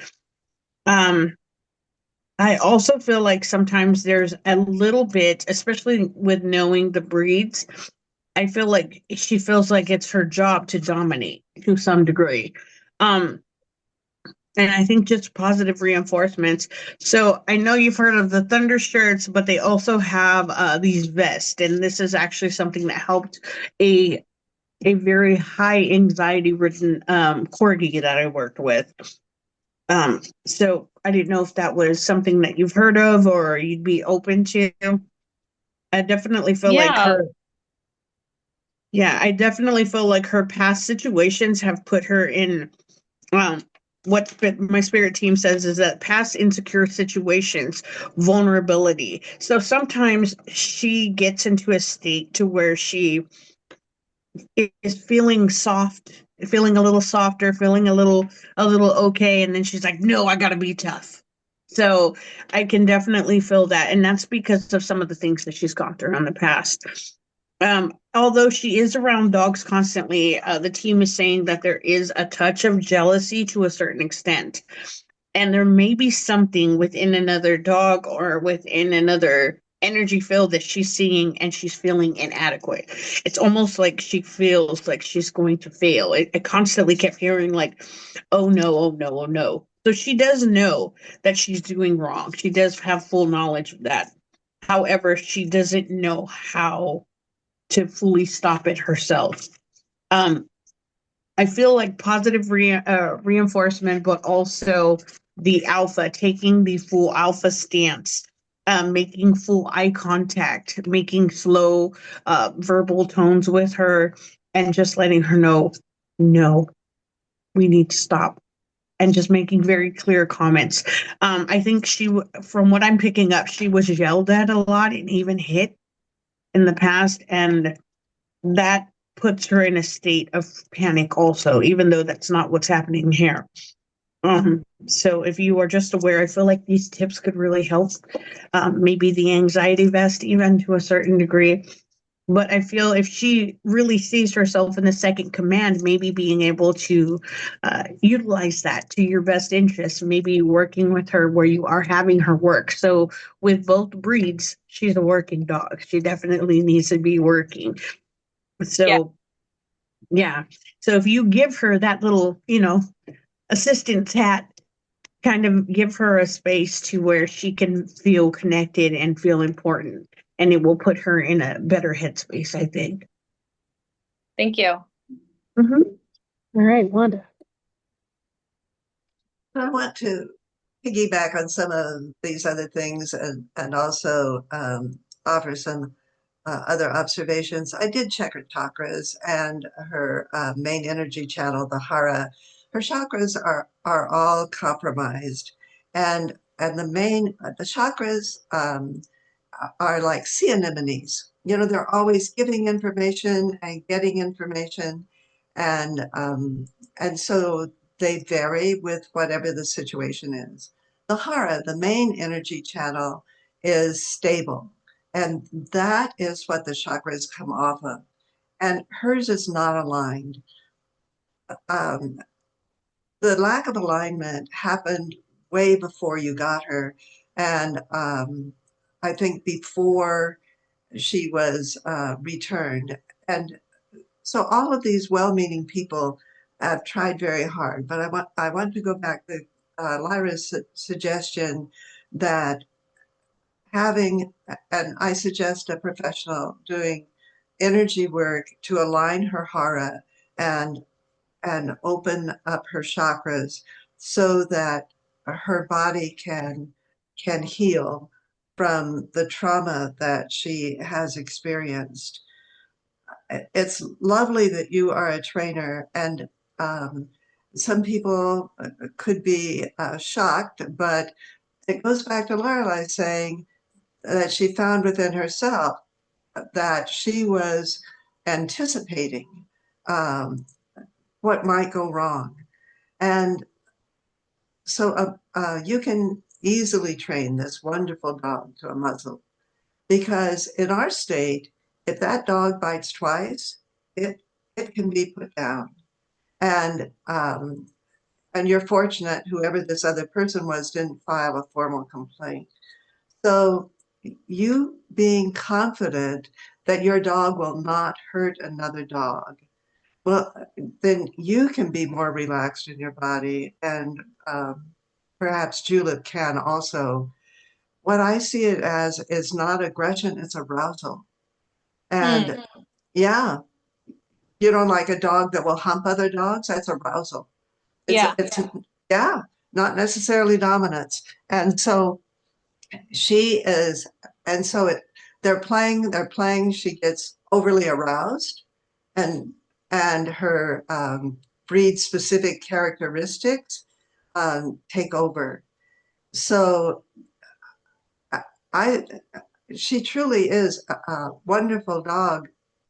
She, you know, she has great energy, but she is not at this time. We're all seeing this lack of self control, and and obviously she's very smart. She has learned so many things, and she is being triggered by this arousal, which is from the back of her brain. You know, she's in her primitive brain instead of in her thinking brain. And Mhm. what you want to do is get these chakras open and the hara aligned.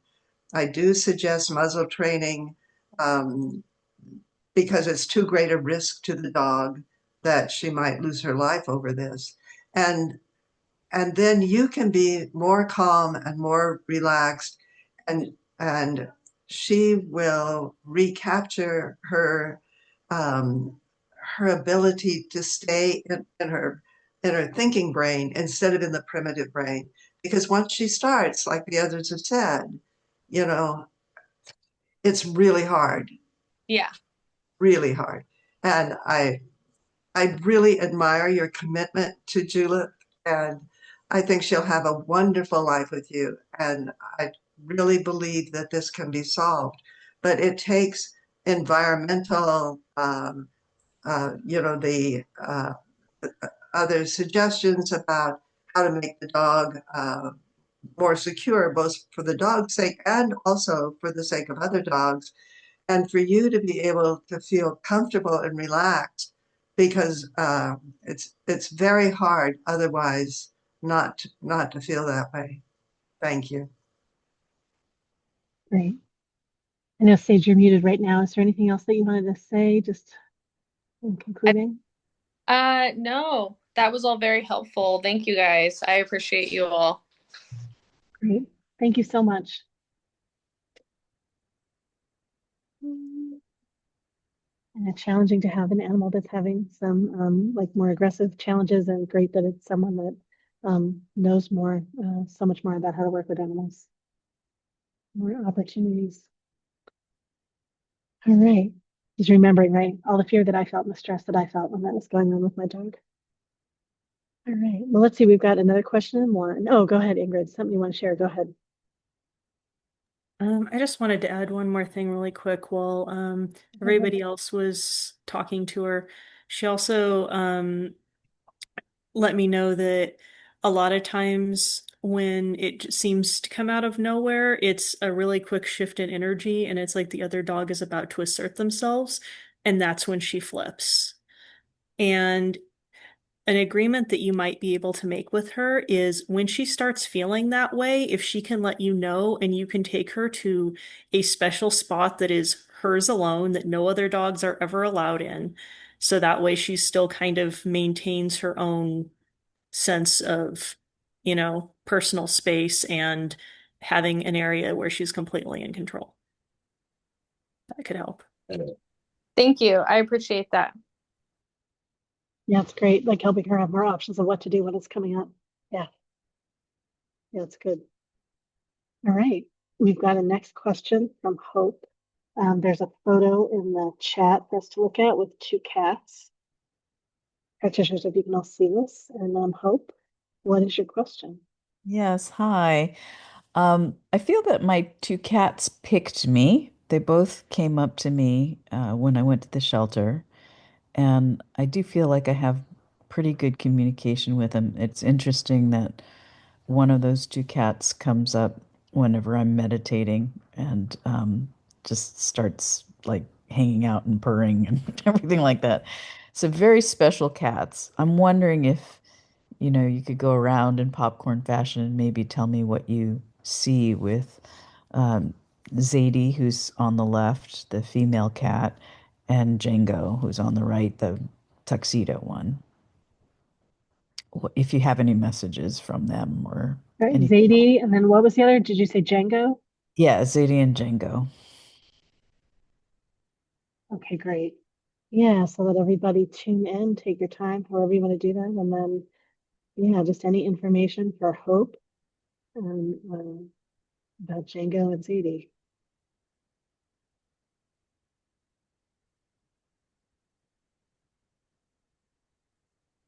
All right, great. Kelly's ready. Go ahead, Kelly.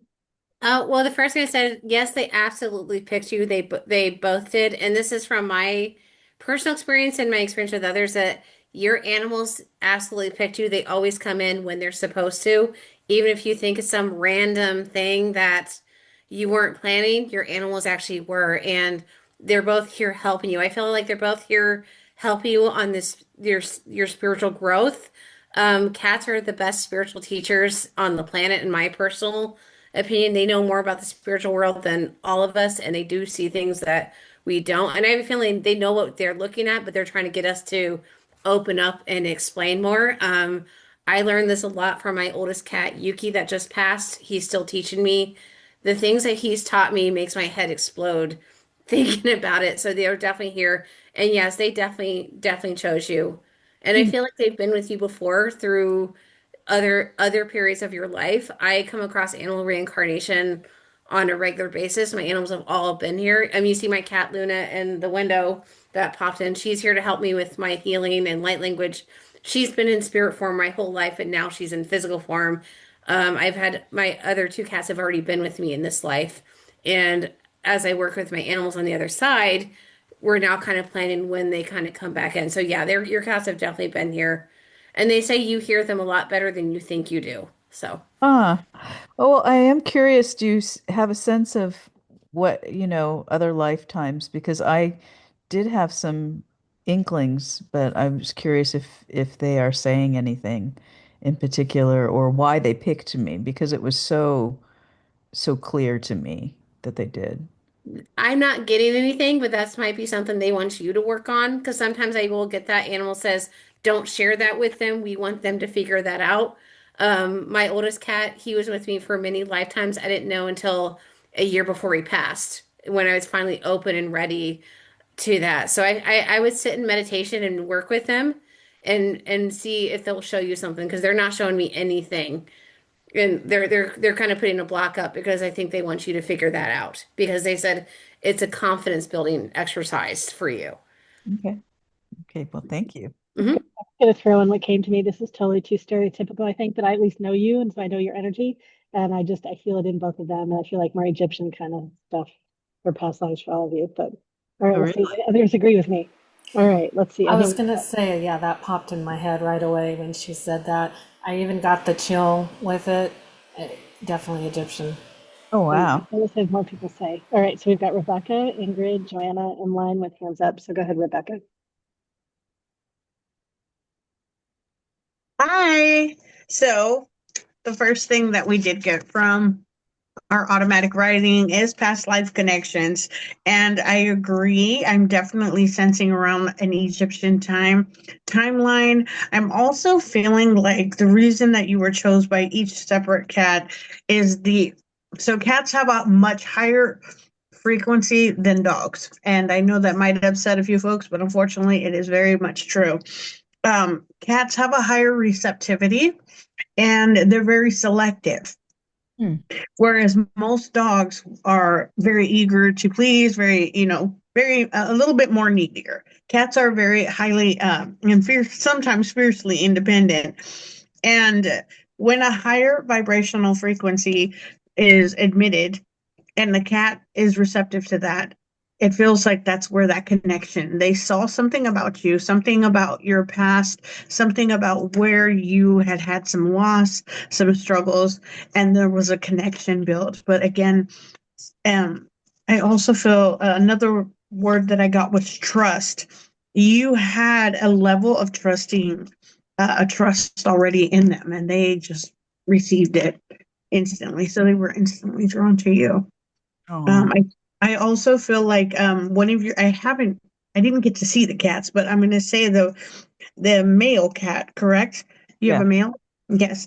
That male cat likes to work with your solar plexus. So it likes to work with your emotions, and he likes to really focus on helping you through some things.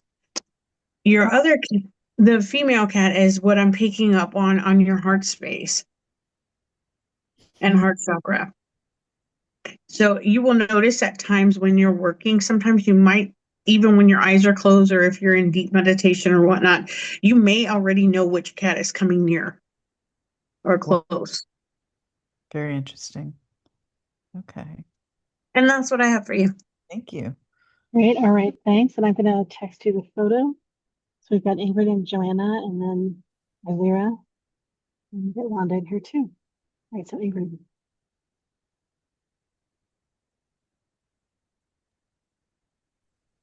Okay. So Jenga seems very confident to me and knows exactly what they want, and specifically chose you so they could be exactly who they are in this life because they knew that that would be perfect for just who you are as a person.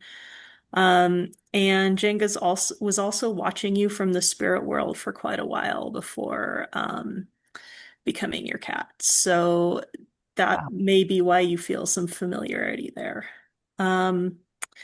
Ziti seems very mischievous to me, but is also a very powerful teacher for you.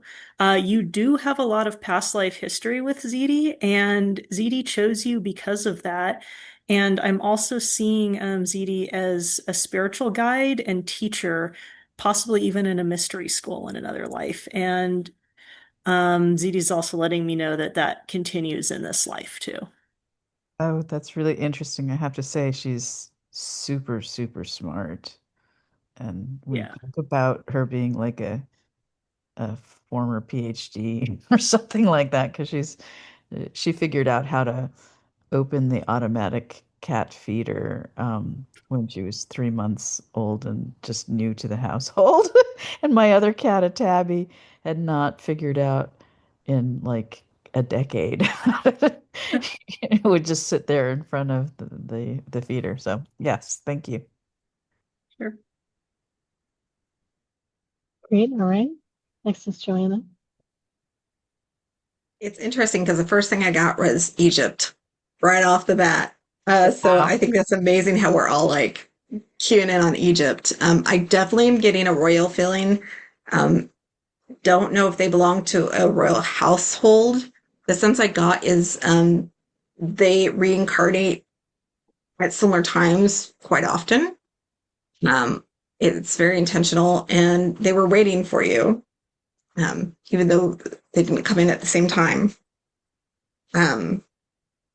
Yeah, that's the biggest one. I mean, getting a little bit more of Django helping you be grounded is his focus right now. Huh. Interesting. I did want to say I've been told I have connections to Egypt before, and I was royalty there, or high priestess too. So thank you. Great. All right. Okay. And next is Ilira. Yeah, I think somebody else has said this. What was I going to say? I just lost it. They were talking, yeah, talking about Egypt, and sometimes I get the messages. They relate my experience to try and explain what they're wanting to say. And I was there as a priestess of the ibis, and I'm not familiar with it, but they're saying something about there being was it Bastet or Yes. the cat? Yeah, so like you're a priestess in that, and they were your cats, and they're talking about right now this time is all about completion and new beginnings. Like last year was a 9 year, and this is a 1 year. And we're completing a lot of cycles because this is the time we've all been waiting for. This is like when we're finishing all the old business, and the golden age we've been waiting for is starting now. So they're like we're here to finish it. And I'm hearing 13,000 years. It's like a 13,000 year cycle. It was started 13,000 years ago, and they're here to help you complete it. Wow. No, because it needs to be completed now. And they're also saying you talk yourself out of your intuitive hits all the time. And if they could, they're like going like this, like, oh, God, it's like because you're saying blah blah blah, and they're like, and then you're like, oh no, I have to be making that up, and they're like, oh man, she almost. So they're like, stop talking yourself out of what you think can't be real, because a lot of times it can feel like a story, and that's something I had to get used to when I started doing, readings and things, or talking about what cats or dogs are saying, is that it doesn't necessarily make sense to me, but it makes sense. So they're like, keep your logical mind out of it, and ask your heart space. Instead of asking your mind, am I making this up? It's of course going to say yes. They're like, tune into your heart space and ask your heart space, am I understanding this? Because they're like, oh, she's so close. Well, it's funny that you mentioned that because there's a couple things. I think that Django, I once had an image of him as like a horse of mine in a previous life. And with Zadie, I saw her as like a raven that I had been close to. And recently I was trying to understand, well, why is it that she comes to me when I'm doing like Akashic meditation or something else like that? And I heard because she wants to travel with me. And so I kind of was a little skeptical about that, but maybe I should listen to that. Oh no, she's very energetically in tuned to what you're doing. Well, in generally, and even my sister had a combination of cats, and funny enough, they actually looked a lot like that. Where one was like, oh, he's a special boy, but he was also very sensitive and in tune. And they're saying that Raven and Horse life was the same life, and it was the Native American life. Oh, And it's like you would send the raven off to like scout or do things because, oh man, the ravens are so smart.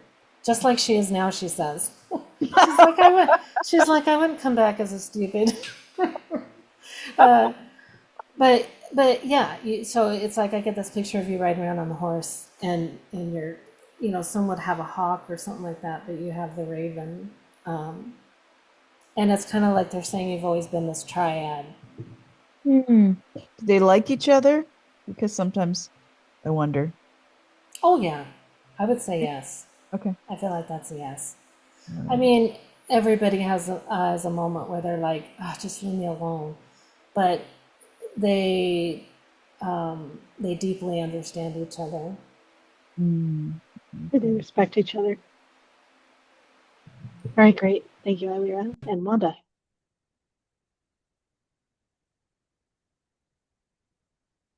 So I want to respond to your question about do they like each other. Um, and Zadie is the one who comes to you during your meditation. Is that right? She comes and For sits the with you? most part, but he's come more recently, and it was interesting that he kind of there's one medical area that, there's a little concern and he's hanging out there. So I was like, oh, interesting. He's starting to come by during meditations too. But it's definitely her. And sometimes I'll have Yes, both on either side of me purring or something like that. They get territorial a little bit around me, but I try to yes. separate them. So when I uh, look at Zadie, she's like, I love you. I Yes. love you. And I can see her rubbing her forehead against you and purring, and all of her chakras are open and her heart is aligned. But when I look at Jingo, the hara is aligned, that main energy channel, but the chakras are compromised. And Jingo feels like you favor Zadie. And Zadie is much more about coming to you and asking for affection and even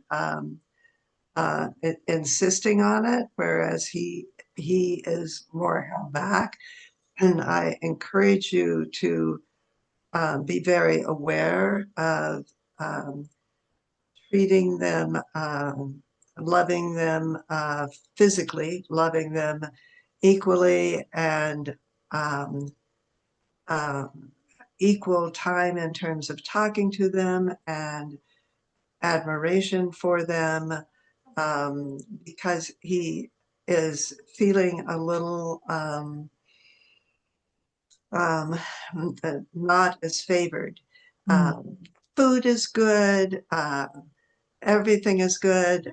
Um, it looks to me like the cats share space quite well. Um, but Jingo says not always. It looks like Zadie is more, she has more of a territorial bit. Yes, it's true. Yeah, that's not good, you know. And so you always want to tell them you don't want her to do that. And you want to tell them that love always expands. It never divides, it always expands. There is plenty of room here, there is plenty of love. This is our home. And, you know, nobody owns anything. Um, Sadie doesn't own this place and that sort of thing. Cats can be very, very subtle. And as they have gotten older together, um, you can see that Zadie has energetically moved more into your space. And I think it's very perceptive of you to ask if they get along. Okay, thank you. Yeah, I mean, I actually do try to like sometimes they'll attack each other. And if Django attacks Zadie, I'll yell at him and then I'll go, "Oh, Zadie, are you okay?" And I'll spend a lot of time giving her attention so that he's not rewarded for the bad behavior. And I do it the same if she d attacks him. So I am pretty conscious of it, and I do try to invite him when she's come to bed already, and try to call him up. Yeah, because they play King of the Mountain, you They, know? If they, I'm on the bed, it's mine. yeah. Oh Yeah, wow. Well, it's good that you're working with those things. yeah, no, and I've actually helped change his behavior because he used to nip when he first came here, but I got him out of that. I do worry that there was a stretch of time in the fall when I wasn't here, and there was somebody who was out of balance who was here with the cats. So I don't know if that was anything harmful or anything like that, but I got that person out and got somebody else in. But I was without them for a stretch, and I don't know if they felt abandoned or something Is this picture from before you left or after you've been back? before. Mm. Well, let's see. Does anyone else have anything else they want to share with Hope? I was going to say one thing about that. Like when you're saying, did they miss you when you were gone? I actually got bunnies a few years ago, and that's the first time I've had like a prey animal for a pet. And I did some traveling, and I was concerned about, being away, and are they going to miss me, or I miss them when I'm gone. And my oversoul said, to them, you're still there because the space is infused with your energy. So it's not like you're gone. I'm like, okay, well, that makes sense. Okay. Yeah, so that's what I want to say about that. Thank you. Great. And Kelly's got a little bit more to share. Go ahead. Yeah. Oh, sorry. Okay. My comments about your cats sometimes not always getting along, and this is my own personal advice, how I handle. I have three cats. I have a 3-year-old, a 10-month-old, and an 8-month-old, and sometimes they get in. When most of the time, I just step back and let them work it out because I tune into their energy, and sometimes they're just doing it to be dramatic, not that they're really upset. And actually, my oldest cat did that with my dog when she was still here. He would get really irritated when she was close to his cat tree. Well, one day she was really close and he didn't care until he realized I was paying attention and instantly started hissing as if he had a problem with it. So that's where I tune in. I use my empathic energy, like how are they really feeling? Most of the time they're fine. And I always say they're allowed to set boundaries with each other because sometimes my female cat she'll be a little push almost like she's being too rough with them, but I tell her it's okay, you're allowed to set boundaries because the two kittens need to learn that. So, and they all get along beautifully because I don't usually get involved. So that's my advice.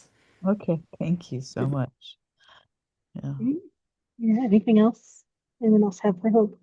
I would kind of back up what Kelly was just saying because again, I gotten two bunnies that were bonded, and then a month later I got another. They were all boys, but one of them, one of the two, was definitely what's the word? Not dominant. The opposite of dominant. Submissive. Yeah, thank you. So when I got the other one came in, they were both. There was two of them that were dominant. And they had to work out who, because with animals, somebody is always in charge. Someone has to be in charge. And so they had to work out their own relationship. And now I lost the one that was submissive. But so there's the two that are alpha, but they worked it out and they cuddle and they lay together and they groom each other. It's kind of like, okay, we worked it out. It was kind of hard letting that happen, but because they would do some tussling and hair was flying, but they worked it out and Right. Yeah, no, and I just wanted to ask one last quick thing with I think Wanda was saying how she comes over and says, I love you. And that is so true. She does that every morning. And I have asked her, I was like, why do you love me so much? And I get the sense that maybe I helped her in a past life or something. I don't understand it exactly, but I'm grateful for it.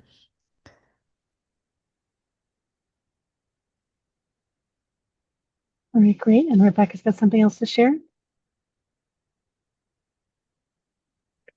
Yes, I do. So, as you were just stating, how she does like to say, I love you. If you remember, I spoke about your heart chakra. Uh-huh. So, there was some connection to your heart chakra through some of the traumas in the past, but I'm also sensing that it's a very sisterly bond connection. It feels like there is almost a sisterly connection, a very close sibling connection to you, and she really likes to let you know that she appreciates you and she loves you, because I feel like she's gone some time without your energy around, and so being reconnected again is almost like a whole new Christmas for her all over again. Oh, that's so wonderful to hear. Thank you all. I really appreciate it. Great, great. All right. All right. Well, thank you so much for your question. Thanks everyone for your answers. We've got a couple other general questions we could play with, and I also just practitioners on the panel. Is there any question that you want us all to answer? Not necessarily a personal question, but any topic you'd like all of us to talk about, or and if anyone else that's here has a general question that you want us to address, we're happy to do that. Yeah, people are sharing, appreciating the animal panels. Go ahead, Kelly. It's not really a question. I wasn't going to say anything, but I felt my cat in spirit give me a push to say something. So I'm listening. My older cat, he was very straightforward. It's a lot of times you'll hear people say when an animal gets reincarnated, there'll always be a cat, there'll always be a dog. I've had that argument with a lot of other spiritual people, but like my oldest cat, he's been with me many, many lifetimes, and one lifetime he was my husband and he was human, and so that can't happen. And the best response he ever gave was, just because humans walk on two legs and have thumbs does not make them more evolved than us. We are just as in tuned, and they can come in many different lives, and a lot of them are more advanced souls, and they're learning too. So that's one thing I've learned, because I've heard a lot of people say they're only a cat, they're only a dog. It doesn't, in the spirit animals, they don't think that way. So if you're thinking, wow, my cat was a horse and now he's a cat, that doesn't make sense. Just be open to it, just like we've been other things too. So it's more just clarifying something, because I got the push to share that from my older cat. So he's, even though he's in spirit, he still works with me on a regular basis. So right. Great. Yeah. What practitioners, any other comments or topics or anything else you want us to address? Go ahead, Rebecca. I just wanted to say everything you said, Kelly, was just on point. I love it. I love that you are in such a strong bonding connection with your cat that's no longer here with us. I totally agree. Just love it. Yeah, and Ingrid's got something to share. Yeah, I love that you brought that up. I mean, I remember having other lifetimes where I was an animal. And I mean, if you ever meet an animal that has had human lifetimes, especially if it was the one right before they were incarnated as that animal, they have a very interesting personality. Or, I mean, I don't know. It's just it's a fun conversation to have. And one of my friends actually has a cat that has never been a cat before. And he's adorable and he's wonderful and he's the sweetest little kitten. But there are just some cat-like things that he really struggles to understand and figure out. And it is really sweet and silly. So, we've kind of asked the other cat to sort of teach him how to be more of a cat. Great, thanks. And Ilira? I was just going to throw in there from before when we were talking about like how things work for us and how it might look for other people learning or realizing that they talk to animals. Something that I figured out is that energetically, like I'd be maybe seeing this like golden retriever bounding around playing, and it turns out it's a small dog, but energetically the dog is showing me, I feel like I'm a big dog, this is what I feel like, not a, so I just say that so that you don't think the information you're getting is wrong, because we may think, oh, it's a small dog and I saw a large dog, I'm totally off. And it's like, I just want you to know, no, you're not off. The animal is showing you like energetically what they feel like. Or it may be a male that feels more female, or female that feels more male, or any of those types of things. So it's not that the information you're getting is wrong. It's just like kind of take that into consideration, that they're showing you that way for a reason, and not that you're wrong. So I just want to throw that out there. Great, great. See, I know we have maybe a general question that's coming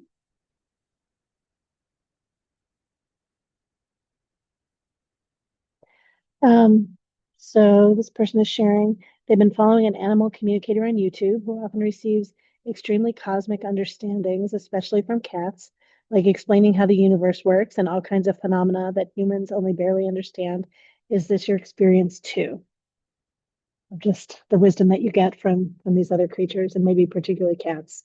Right. I saw Ingrid nod and then Kelly's got her hand up. Go ahead, Kelly. Yeah. Yeah, this is something I love this question because actually I talk about this a lot. This is something I experience on a regular basis. As you didn't hear me before, I've learned more about the spiritual world through animals than people. Animals are more consistent. They don't have egos, and they have told me some amazing, interesting things. And I don't share this with a lot of people because they're going to think I'm crazy. So I keep a lot of it to myself unless I talk to them more and realize they're more open.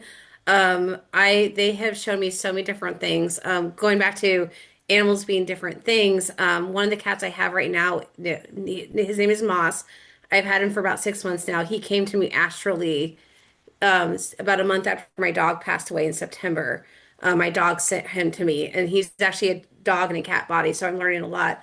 But my dog showed me this. I'm going to share that. I feel like I need to share the story with my dog. She passed away in September. She was 11 years old, and she began this a lot of my spiritual journey for me. But the day after she passed, I did a meditation, and she showed me herself coming out of this stargate, this portal, turning into this beautiful galactic being that was super tall, like a Palladian galactic being, and saying, "This is my form." And then she went back to being a dog and then left. I've also had sessions with people who when they're sleeping at night, they'll say, like, their cats say, "Well, I watch over your body as you sleep and as you go off." And they actually showed images of the person's body leaving at night and going off and doing things. They've also talked about loved ones coming in at night. And then they've also talked about other beings coming in to pick you up. What I call I guess the astral carpool or something. I don't know how to explain it, but they'll talk about galactic beings will come up and come into your bedroom and pick you up and go take you off wherever. And they think it's completely normal. They don't think it's weird or unique. So I've definitely tuned in. I also did a session with somebody that had a guinea pig that was a fairy that really wanted to be in a body, so they put him in a guinea pig body and he wasn't happy with what he was given. So yeah, I experienced so much with the animals in that part. Great. Thanks, Kelly. Ingrid's next. These are some of my favorite conversations to have with animals. Um, I actually talked to somebody's cat who had run away, and one of the statements the cat was trying to make is she was really trying to get the human to engage with her in a cat-like way and to see what she sees, which is, the nature spirits and the nature realms. And she really wanted her human to follow her out into the woods and be able to like look at what she was seeing. Um, I mean, I've asked hummingbirds to kind of show me their experience of the world, and it's very, very interdimensional and high frequency. I mean, they've shown me how they can slip through portals into other realms. Um, One time I talked to a dog that was in a shelter in another country that was basically biting people all the time. And we were asking why. And the dog was like, these humans need to learn some respect. And it turned out that this dog was actually an ET that had incarnated in that animal shelter to observe humans and to also teach the other dogs to stand up for themselves. I mean, and I also talk to galactic beings a lot, and they love talking to animals. I mean, there really isn't separation between these realms. It's more of a human construct that we make up. It's kind of like a lot of times when I encounter a nature spirit and I'm trying to figure out, oh, what are you? Are you an elf? Are you a gnome? You look like you're something in between. And they laugh at me and they say, oh, you humans and your silly little labels. Why do I have to be one or the other? I also have a blog where I have some experiences journeying with animals and how to do that. So I don't know if that's something you're really interested in. You should invite animals to go on a journey with you because they'll show you things that you wouldn't have thought to look for too. Yeah, and practitioners, if there are other resources that you want to share with people that I don't have just go ahead and put it in the chat. And yeah, other people are enjoying the quote. Yeah, humans and their categories. Yeah, that was fun. All right, great. Well, yeah, so practitioners, anything else that you want to share about, oh, Laura, Ilira, go ahead. Yeah, either one is fine. I was going to say, kind of in regards to that I don't know if this has ever happened to anybody else, but I'm laying in bed and I'm half asleep, half awake. And, you know, I don't know, the feeling like when the cat jumps on the bed and you feel it jump on the bed and then you feel it walking around the bed. And it's like I don't have a cat. I used to have cats. And I used to think, and it could also be that it's a cat visiting us, a cat that's passed. But when it happened recently, I tuned into my oversoul, and it was explained to me that they can also come as, it's kind of like there's breath cycles. So when they start something and everything, and it spirals. It's not linear, right? Everything spirals. So when you begin a breath spiral, there's also a completion to a breath spiral. And that, when I felt that on the bed, it was it's a cat-like being that arrives to help you complete that breath cycle. I thought that was really interesting. Look at the kitty. So not only just, other galactic beings, but I mean beings we've never had conceptualized before, or even realized, that present as animals too. Yeah. Yeah. By the way, when this is Moss, this is the one who I was talking about that was a dog and a cat body. He knew we were talking about him, so he came in to see what we were doing. So he's gone now. Great. All right. Yeah, practitioners, anything else before we do our outros?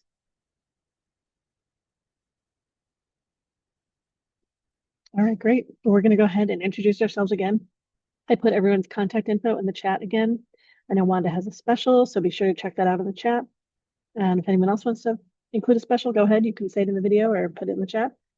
So we'll just go in the same order as before, or maybe we'll just go in the order that you're on screen for me right now. I guess we'll have Ingrid, Joanna, Wanda, Kelly, Ilira, and Rebecca. Go ahead and say again who you are, what you do, what people might reach out to you for, and go ahead and include your contact info so that all that's in the video. Go ahead, Ingrid.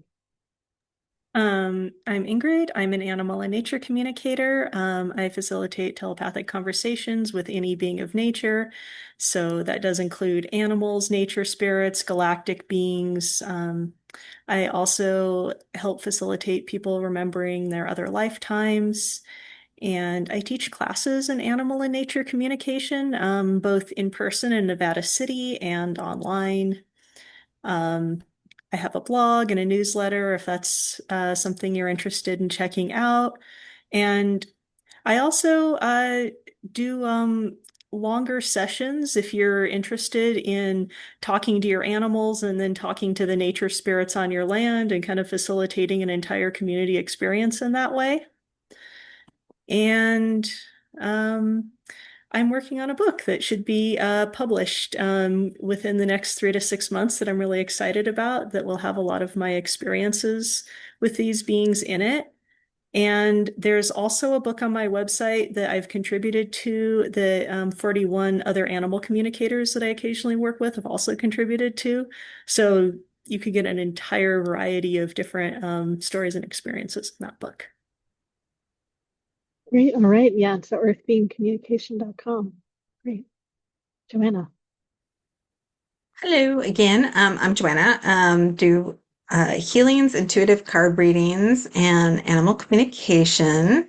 My website is joannatracyenergyhealing.com, and you can just do the basic info at joannatracyenergyhealing.com. I'm also Joanna Tracy Healer on Facebook. Instagram, I'm pretty generic. It's Joanna98146. And those are the other ones I do. I seem to be most connected to anxious animals and anxious humans also. And I'm starting to get into helping people work through shadow work. So that's a new and exciting thing I'm looking into. And I'm thankful everyone who came today. Thank you. Thanks, Joanna. Wanda. I'm Wanda Buckner. I practice here in Olympia, Washington, at a distance anywhere. My business is healing energy services for people and animals. I am a very practical psychic. I work with people and their animals of any species in this world at this time, what's going on now. And um, with people, I do Reiki. I'm also a hospice Reiki and hypnotherapy provider. And so lots of experience. I do teach animal Reiki. I'm teaching it this weekend here in Olympia. I have room for 2 more students. I also teach animal communication. You can find me on Facebook, wandabuckner.com. Oh, well, that's the website, right? But you'll find me if you go to my name. I look forward to hearing from you. That'd be great. Thanks so much, Wanda. Kelly. Okay. Hi, everybody. My name is Kelly. My business I call is Elementales Intuitive Animal Services. I'm a psychic medium that specializes in working with animals. I'm a Reiki master. I'm a crystal healer, sound healer. I also do Akashic record readings, which I actually absolutely love doing because I love going out there. I also teach animal communication classes. I call intuitive animal communication help reawaken your ability.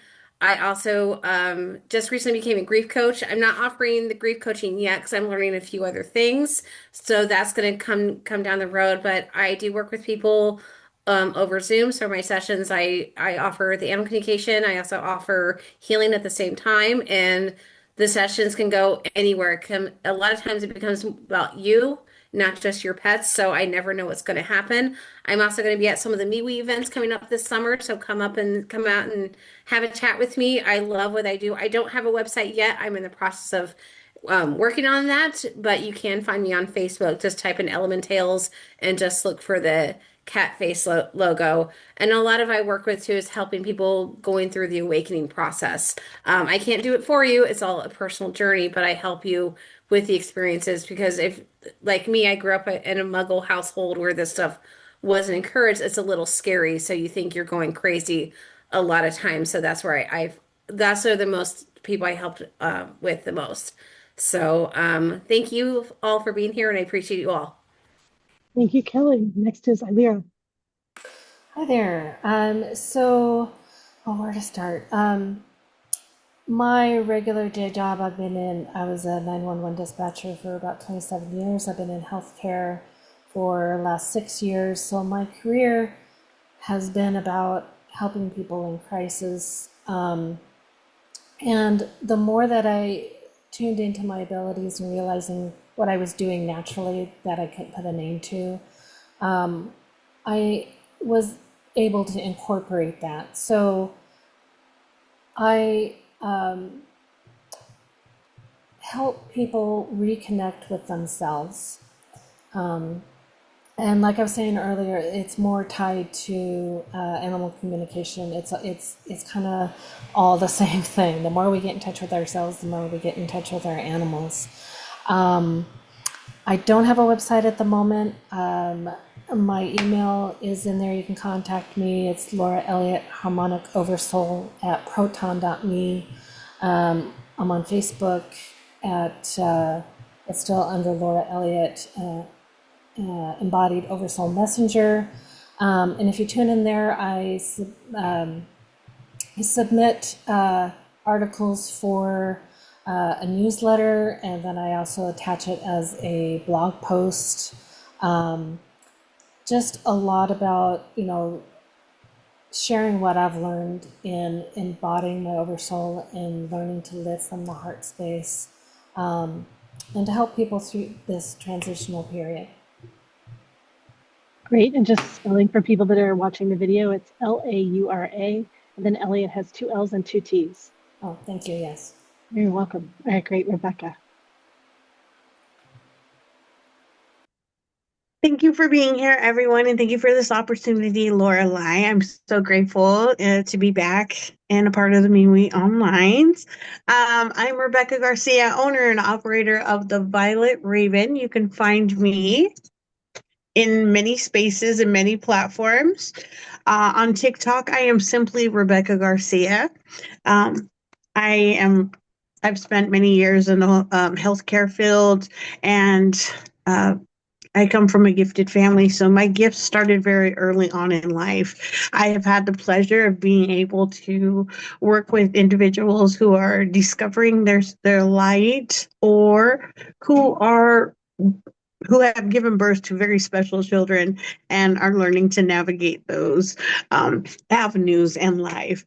I love my job. I work part-time in healthcare and full-time in this. So it is absolutely my pleasure. I'm a lot of a lot. It would take forever if I named everything I could do. So we'll just show the card one more time. And again, thank you for being here. You can find me on Facebook. You can find me on Instagram. And I also have a Gloss Genius page. I'm in the process of having a private Facebook, private website built. Excuse me. It's been a long day. And yeah, I look forward to hearing from all of you and having the opportunity to work with you. Thank you very much. And it's just a little hard to see your cards. I just want to Oh, mention the things I know of: medical intuition, psychic mediumship, intuitive healing, Reiki, animal communication, and your email. Yeah, it's just hard to see on Zoom. It's a my email is V period Raven, RAVEN SHOLLOW @gmail.com. great. Yeah, so v.ravenshollow@gmail.com. And then Yes. do you want to list your phone number too so people can find it? I don't know what you have public. Sure, sure. You're welcome to. I always suggest that you text first, so that way I make sure I respond uh, as quick as possible. Great. So that's 971-258-5099. All right, great. Thank you so much, everyone, for being here on the panel today. This has been lovely talking about animal communication and what your pet wants you to know. Animal communication panels are generally our favorite topic, so we do have lots of these. It's been great having you all. I look forward to scheduling another one. You can find out more about all of the upcoming MeWe Fairs events at joinmeweonline.com or mewefairs.com. Thanks, everyone. So you'll see us online, and you can see many of us in person at different events in the Pacific Northwest.